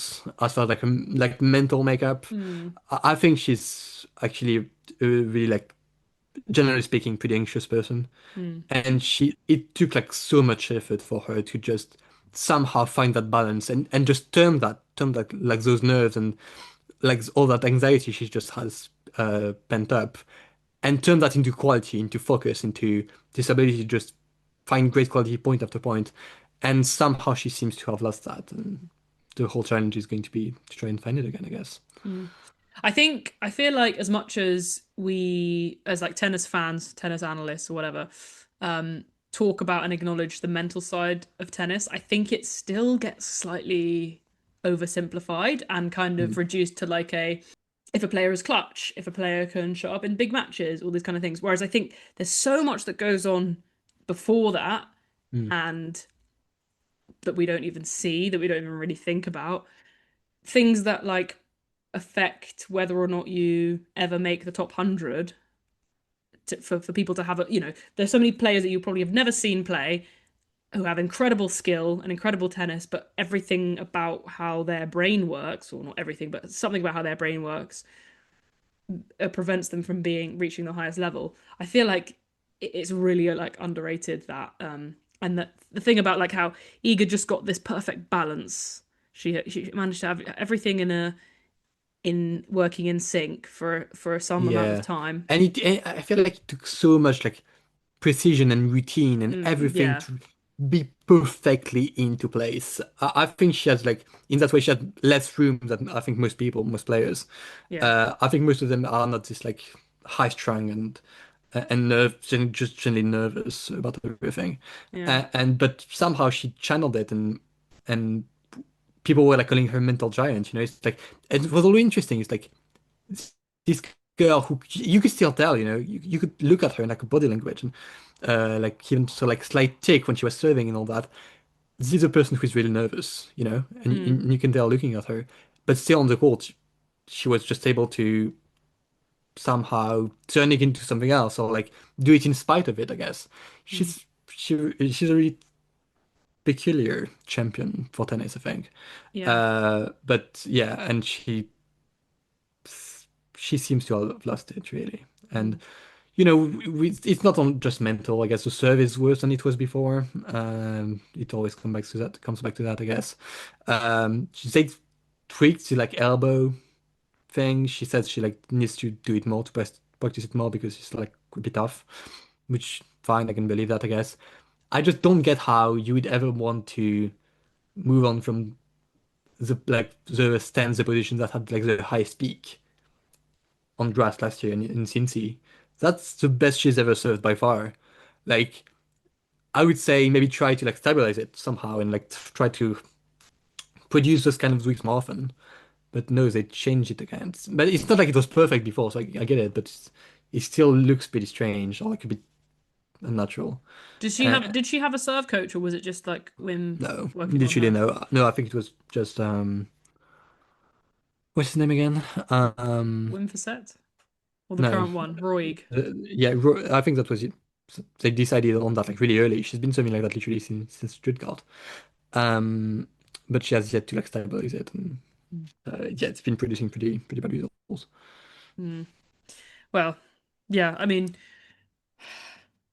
no, no fifth title for her. She's got four, hasn't she? Yeah. No fifth title for her yet. Do you think she will win another one at some point? Yes. Okay. Much I feel like I can say. I think there's one. I think like the like lowest. I'm not at the point where like she's actually never winning another again. I think my like most pessimistic take is she's winning one more, Mhm. probably at LG. Okay. Cool. very interesting. And like, yeah, I think all the things you say about her mentality and even her being described as a mental giant, I think she was, but not in the same way that other kind of mental giants before were. And it Mm, didn't even have the same sensation. Like, I think she was really good in these big matches, but in a really kind of ruthless way. And yeah, with nervous energy everywhere. And it didn't feel like you think about like Djokovic's match point save on return against Federer at the US Open. He was like calm and he was mm, doing it. It was nonchalant, whereas Iga's never came from a place of calmness or nonchalance. Is that a word? no, yeah, it is. Nonchalance. I'm going to use it Mm, anyway. Um, it came from it was still with this pent up nervous energy, even though she was yeah, using it to do great things like saving match points and etc., closing out big matches. Um, yeah, I mean, yeah, it is what it is. She's going to be yeah. defending It's Wimbledon. somehow, yeah. It's and you just don't really know what to make of anything. Really, it's like okay, well, probably is a rite of season, but then what? It's it's not like honestly, I've talked about this before. There are like many examples that go in different directions, I guess. You can think about Nadal, who really like lost the juice for a while in like the mid 2010s. I think like 2015, 16. He was on court. He was not. It's not like he was injured all the time. It's just something about his game felt off. Like didn't have he had it. He didn't have it anymore. And he found it again in 2017. So that's like the positive example. It's like okay, maybe he can find it again. But then you have the Hingises of the world when it's like somehow it just stops happening, and can't do that much about it, I guess. Mm, yeah, probably at the very least, like something has to change. Like I don't know if the path that she's on, will get her there. I don't know. Hmm. Yeah, I mean, Anyway. it's not like she's not tried changing things, like it's no nowadays new coaches relatively often, Yeah. and No, but yeah, yeah, I know. I think something else has to change. I don't know. Even the it doesn't feel like it's necessarily just a coaching mm, issue. Something else has to change. yeah, Her approach to tennis, her overall expectations. Maybe being outside the top 10 will be really good for her. I don't know. maybe. Um, in terms of Honestly, kind of it might honestly. falling off the Yeah, radar as because a if top if you player. think about it, what kind of set her up for success last year was feeling like there was zero expectation for Wimbledon. Mm, So maybe some more of that by leaving the top 10 could do something. I don't know. mm. And even if you look at her first season after winning Roland Garros, it Mm. wasn't. I think she struggled with the adjustment there of being a slam champion and being, Yeah. um, Yeah, she did to an extent. It's crazy to think that season was still better than this season. Like yeah. I it's mean, she pretty was really proud of it at the time. I remember her being really gassed about the fact she was the only woman who made the second week of all four mm, slams, which is just feels insane to say now. yeah. She was so happy with the consistency that she developed. So, Yeah. yeah. Yeah, Well, and now it's like, well, it's like it's yeah, it's crazy to think this is her last probably her worst season since 2019. She was 2019. Think about mm, tennis and about your life in 2019. Like so much has happened since for her and for, yeah. the world. That's when Bianca Andreescu Yeah, won her last title. that's true. Yeah, Jesus. Mm. Yeah. And Federer. Mm. He won Halle later. Oh no. No, Okay, well there I you would go. not. Get wrecked, Federer. On to, I mean, the biggest upset which we Oh my God. mentioned but actually didn't properly talk about, Yeah. Sabalenka. I mean, I swear to God, I think I got home from work or something like that, and then put the match on to just kind of like see. Like, there's nothing else to do. She didn't win any more games, or she won one or two more games. No, it's literally zero. It's actually No, no, but zero. I think I watched it Oh, when she was. I think she was 4-1 up in the second set. I'm not sure that actually happened. I think there's maybe 5-2 or something. I don't think she would have 4-1 up. 5-1 up. I Oh, think she 4-1 was. maybe. I think she was 4-1 up. Oh yeah, 4. I heard 5. Yeah, no, it's 4. Yeah. That was, 5-1, Jesus. Uh, yeah. Okay. I wasn't actually watching. I was score watching in the museum in Paris. And Why are you score watching when Sabalenka's up like 6-2, 4-1? I mean, I was literally about to stop score watching, and Okay. then I was like, oh wow, she didn't actually manage to serve for the match. I should keep an eye on this. And then I was just like, what the fuck is happening? And she lost so quickly after that. Literally, it was I I don't think I've ever seen anything like it. Like not for a really long time at a slam. Maybe this is what it felt like watching Sinner's third set, but then even then it's not mm, like nail in the coffin from there. It just went so quickly and really like from out of nowhere. I would have understood if it were a final or if it were a semi-final, if there was some kind of trigger of the opponent, but it just collapsed. I don't it's wild. I think I guess we have to start with the wind, which also maybe she has PTSD when it comes to RJ in the wind. But she had it was windy the whole time, right? This is what Yeah, no, Ruth said. Yeah. no, it's not like it got worse suddenly. I guess she was probably frustrated with it like the whole time, Mm. but she was still finding a way to, keep quality. But when I think two things happened. I think she got more nervous as kind of like Sinner when the Mm. finish line was there. And then she actually lost that set, and then I think she had two close games, the first two of the third set, right?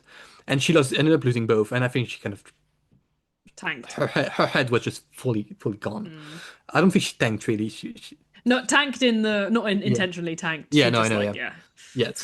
She just couldn't take that, like couldn't accept it, and and yeah, Schneider, to her credit, did play well. I Uh, think she's one of the worst, not worst, one of the worst competitors to have in that kind of situation. Opponents, sorry, because mm, she is annoying with her game. She doesn't go away. She's gonna kind of keep believing, and she's very like emotionally sturdy. So mm. she's not gonna think, oh, I'm all the way down against Sabalenka. It's not happening for me. She's gonna keep doing her No, thing. yeah, and also I think literally as she was getting closer, she was still like come on pretty Yeah, hard. Like she was like five love up, and she was like, yeah, let's go. Yeah, yeah. she was pretty locked in, yeah, for sure. Mm. I think this comparison with Sinner is very interesting because, like you said, so the heat was there the whole time and it was on his Mm, mind and he was thinking about it. And only when he got close to the finish line did he start going, "Oh, thank God I've survived." mm, I would imagine maybe the same thing happened with Sabalenka, where the wind was there the whole time. Only when she got close to the finish line did she think, oh, "I made it. Good for me." And then as soon as a small hiccup, she started missing something. I think Schneider did play quite a kind of a crafty game to I think she held actually a game that she shouldn't have or mm, like that was close and then broke. Then Sabalenka starts thinking, "Oh shit, it's mm. the wind." Like, yeah, but it was really it was really shocking for someone who I think I've come to appreciate her mental strength and resilience and like never giving up so much. It was a really weird turn of events and I don't know how much it was affected by last year's final. Like, was it? Do you think it was really affected by last year's final? It probably played a part, but if you think about it, like we've talked about it so much, like all these missed opportunities and like lost third sets for Sabalenka, there really have been so many. But usually it's like she's up for two, or Mm. she's up a break, and then she kind of drops off, or like the opponent takes advantage or something. But it's always like 7-5, 6-4, a fairly like normal tight scoreline. And here it's just she lost 10 games in a row. Mm. How? It's just insane. It's And yeah, once it's again, doing it after she plays perfectly against Naomi in the round before. Very she was inconsiderate. so she was so good. She was so good. I really, I mean, like, I guess that's on me. I really thought it was she had it. I really Yeah. thought so. I was watching her against Naomi. She was like, it's so good. It's Mm. that level is so high. And She, it's she so good and that you could falter and still win. Like she could yeah, mess up and choke a set and still win the literally, yeah. match in the And I tournament. was looking like the rest of the choice, like none of you can beat that. Can do Mm. this. And I guess literally the very next opponent. Yeah. Yeah, Yeah. just wild. Really, really wild. Like, yeah, I really can't think of the last time I saw a heavy favorite do this in a slam match without it being like, heat induced. The last time I've had an experience like that was when was watching Djokovic at the 2021 US Open, where it was like Hmm. bizarre, basically, a bizarre performance. But Yeah. understandable there. I think it's just yeah, so bizarre that it happened here. If it happened in the semi, I would understand more. If it happened in the final, I Yeah. would understand more. Yeah, nowadays I just always expect Sabalenka to get back up because that's the whole thing, that's the Yeah. story of her career and stuff. This was so bad that I'm like, huh. And I feel like I'll look a bit closer for like Mm. for a while. I'll be like, So my yeah. five slams, it's not looking bad, is it? Hmm. I do think, I think for the most part, Sabalenka fans' sort of criticism of her inability to take her chances in these slam finals is a little bit overblown because, Hmm. none of them are terrible, terrible losses. I would suggest that Australian Open one this year was quite bad. Hmm. Roland Garros last year was also pretty bad, but kind of understandable because of the weird circumstances. Yeah. This was a huge missed opportunity, obviously.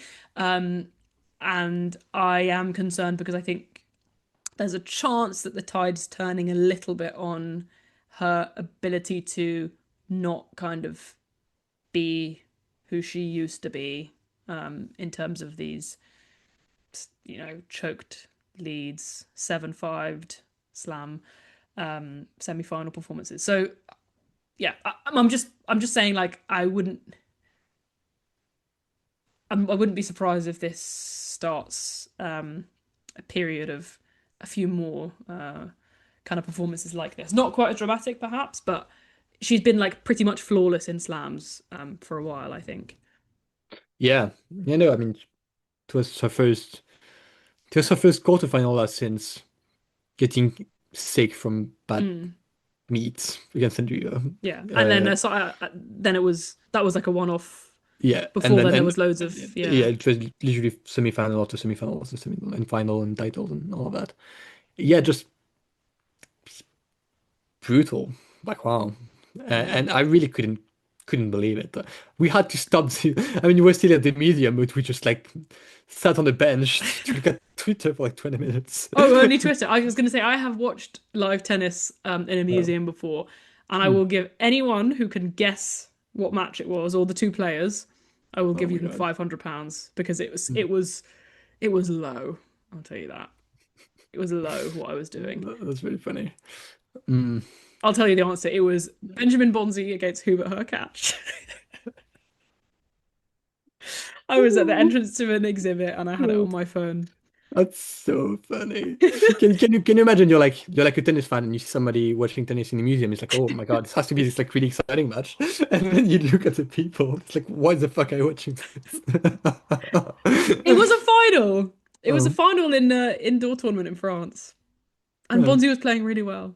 mm, But good yeah, for him. it's a crazy thing to watch on the go. Yeah, yeah. We weren't even watching. We just had to be there on the Yeah, yeah, yeah. on the TL You for. need the discourse, yeah. Mm. What were people saying? Was it an outrage?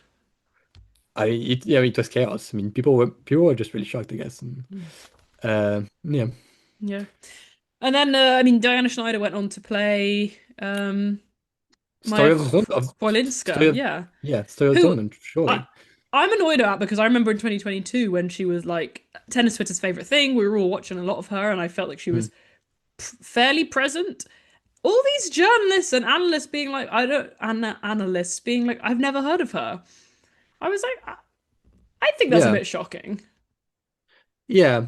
I just remembered her as this like really crafty player, and of course, being Iga's bestie and all that. So I guess Mm. it makes it more memorable for Iga fans to an extent.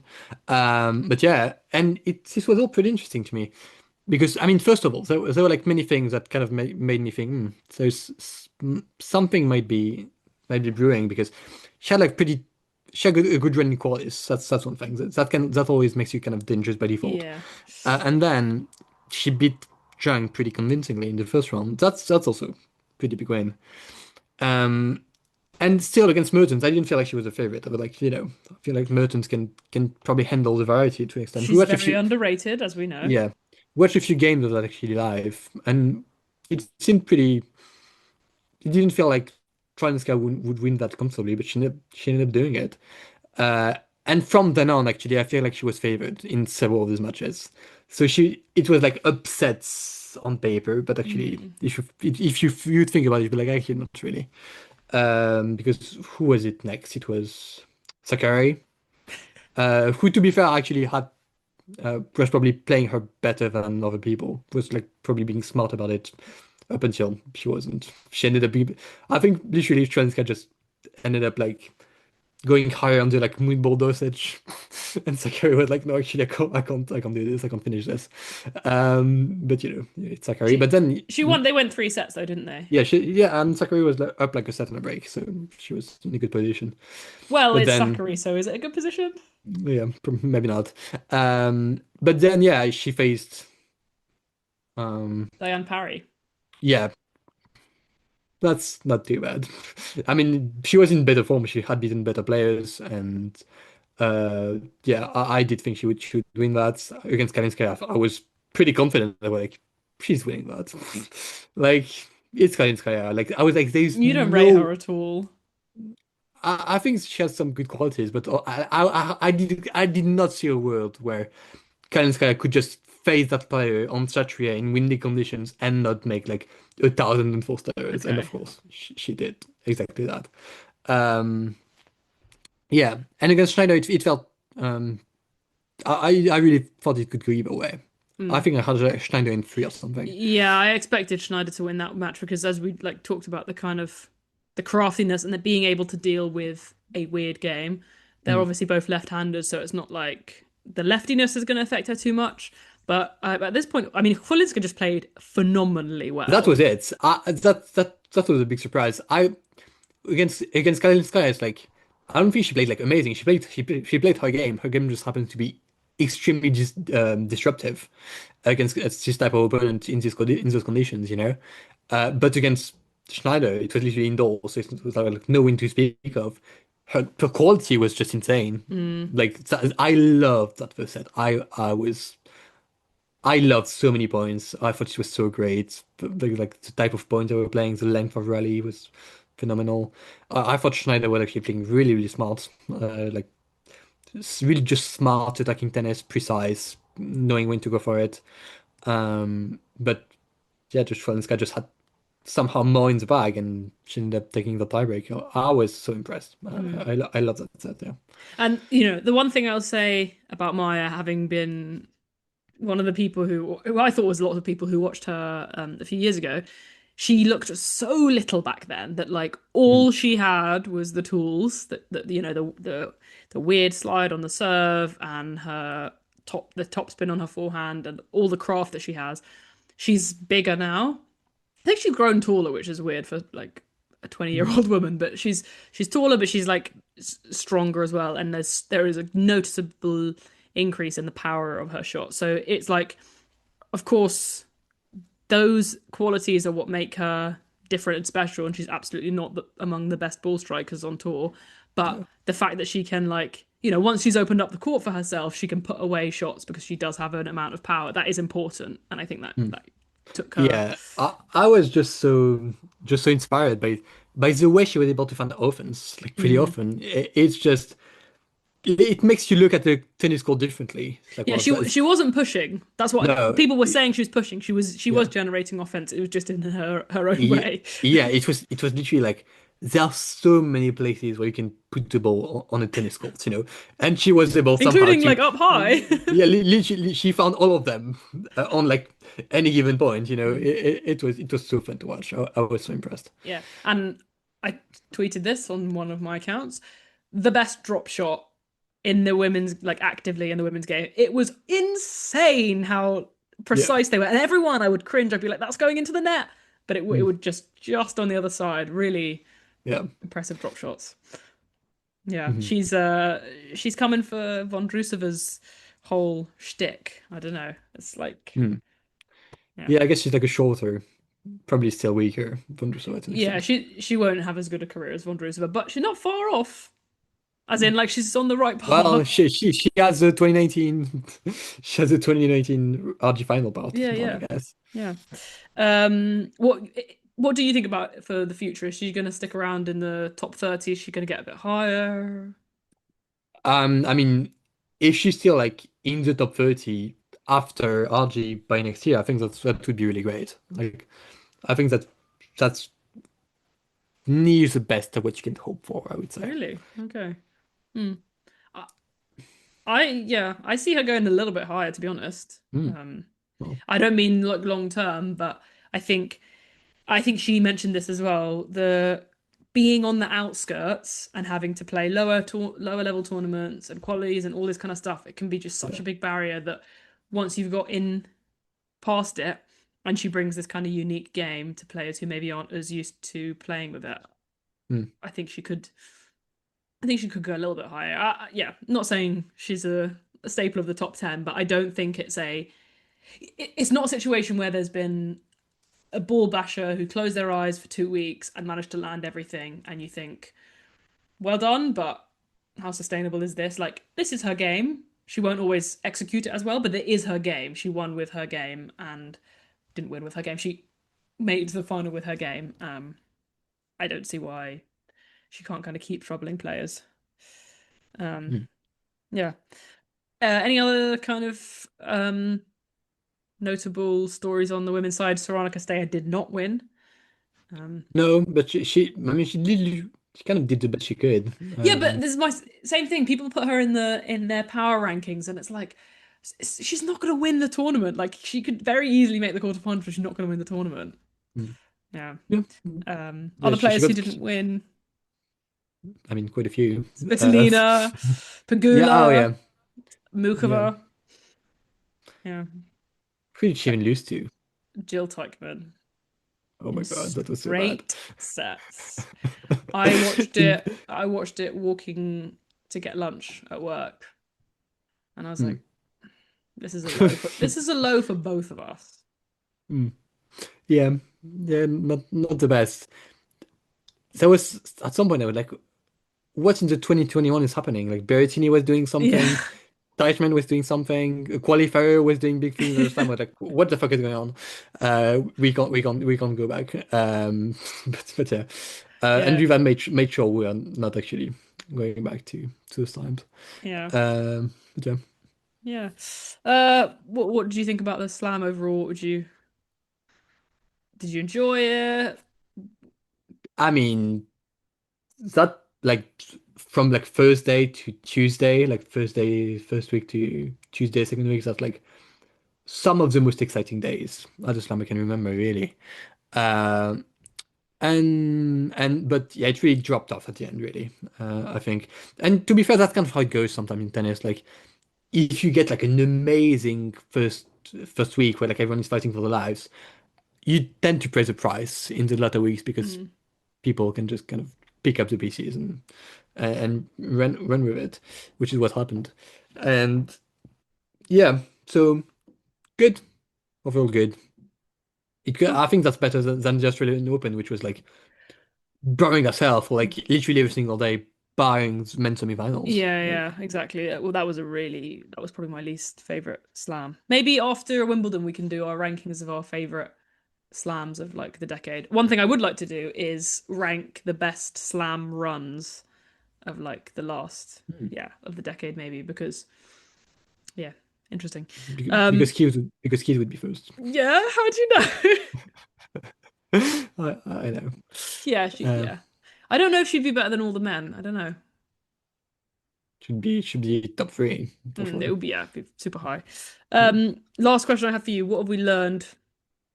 Have you learned anything? I've learned things. What have you learned? I learned that Joao Fonseca is very good, and I think he might win Wimbledon. Hmm. Well, I don't know. maybe I Has he learned a ever few played things. on grass before? Yeah, we watched him last year at Wimbledon. He had a tight match against Jarry. Why? He had a time match against Jarry. Yeah. Oh, the way we spend our years, man. Was that round two or round one? Might have been round three. Oh, okay, fair enough. Well, she had an okay run. Okay. Um, yeah. What have I learned? Mm, that Igazi is over. Just kidding. Uh, it's kind of true, but I didn't learn it. I already knew. Like, if we just ask a good question, what's stands out the most to me? Like, could really, yeah, I guess, yeah, Fonseca was huge. Yeah, that's really up there Mm. as far as people who blew my mind. Um, Menšík also blew my mind. Yeah. Mm, who else? Sabalenka blew my mind. Yeah. Derogatory. Um, Yeah, who I else? mean, yeah. Oh, and speaking of Naomi, I mean, Naomi had a good RG. Yeah, I'm still these matches. I think every time she gets to play, look, okay, Sabalenka was very good on this day. I'm not going to say that Naomi could have beaten her, Mm, but I don't feel great about how she feels going into the matches against players that she's decided are better than her, and I mm. think she isn't quite bringing her best for those matches. I don't know. Yeah. There's not much you Yeah, can do because she will need to improve at tennis if she wants to beat yeah, Sabalenka it's or one of those even things. I think I really felt that way. I think people low key had watching that first set and like when they're like at 5-0, 5-0, whatever. I think people's hopes were like a bit too high at that point because I was looking at just the match and like the way the points were playing out, just like I can't think of many points that Naomi won that were not good first serves. You know, mm, I felt like she was losing basically on like most return points in rallies, on her own second serve points. I feel like I mean the first serve something's got to give, and it probably will at some point. Literally, I was talking to Greg. I was like, okay, it's 5-0. Do you think this is going to tiebreak, or is it 7-5? He said tiebreak. I said probably 7-5 Sabalenka because it just had that feel to it. Like when you are just dominating in every way aside from your opponent's first serve points, you're in a great spot. mm, And yeah, just she. I don't know, like the return needed to be better. She needed to find more quality when from neutral basically, and she just couldn't really do that. yeah. I will. I push back against people who say that they think this is Naomi's best level because No. I still think she was better like in 20 maybe even 2019, obviously not on clay, or 2021, like at the beginning, like the slams that she won aside Yeah. from 2018, I think she was better. No, you know, the yeah. I mean, the first serve percentage is consistently too low and her return really needs work. yeah. I mean, if anything, she's all time. I mean, earlier on, I would like. I mean, she just somehow needs to find the Iga against Iga 2024 level. Mm. To me, on clay, that's kind of the best I Yeah, could think of. this is exactly what I thought when I was watching the matches. If she played that Mm. level, I think she had a legitimate chance because Yeah, the game plan, especially as well. Okay, it's not going to work the exact same way against Sabalenka, but I don't know where she isn't hitting hard enough. Like I don't know, her aggression is too low. yeah, and it's also like when she's moving, there's just like you just know she's not going to do much with that ball, and like in that match. She would be like end of the range and it would be like this huge hit. I'm like, oh my God. Yeah. It's not there. Like Mm. it really wasn't. Yeah, I think I do think that I was watching throughout the um her throughout the tournament. Obviously, I think Mm. her mindset needs to be a bit different. I think she Oh, does need to be a little bit more aggressive. I, But I watched the entire match against Beckett live, actually. oh, did you on the? Wow, I've never seen her play live. Yeah, Oh, that's crazy. it was fun. She then and Jovic was good match, but it like again, Yeah, I was so annoyed. We missed that. Yeah, I think seemed it really good. exposed Naomi's sort of shortcomings, I guess, Mm. because like Jovic is only going to get better. Mm. Yeah, I don't know. Maybe she's in a Djokovic position, but in that like she feels happy with where she is. But I don't. I honestly, don't think so. No, I well don't then think she that's the needs to case. improve. Yeah, yeah, of course. Yeah, Okay. Yeah. I think that's about it. Serena's back. It's just something she just like kind of was announced for her during Roland Garros. Yeah. So Yeah, weird. I mean, we kind of knew about it before, Did we? really. Yeah. Like, did you not see? I mean, Ben Rothenberg was like broke the story early. I mean, first of all, he clocked that she was back on the doping I protocol know, but thing. because it's Serena, And you're just like she just does anything, like no, I don't think any human being would be like, yeah, please come into my house at 6 a.m. to watch me pee, yeah, just for fun. okay. I'm just like it could be something that she does, and then she's like, yeah, I'm leaving the door open. Maybe I'll come to US Open. Like Mm, it just happened sooner than I thought, and I don't know. I think okay. she really likes grass. Yeah, yeah, probably, yeah. I have quite a few theories about why she might be back, but we What will see. should we save them for grass season? Yeah, probably, yeah. Okay, Or yeah, we should save the takes for that. okay. But she probably won't play anymore this weekend, unfortunately, because Mboko just got injured. Yeah, that is a shame and like annoying for. I mean, terrible for Mboko Yeah. because yeah, it looked like a pretty bad injury, and I'm really sad. And I was just thinking when I were watching Mboko against Serena, which is Mm. not against Serena, sorry, with Serena playing Yeah. doubles. This time last year at Wimbledon, we were like, with Josh waiting to Yeah. see if she would get into the main draw of Wimbledon, like That's waiting for all these people to pull true. out. And now she's playing doubles with Serena on grass. Like, Yeah, how it's true. insane is that rise in a year? So much has happened. That's Yeah.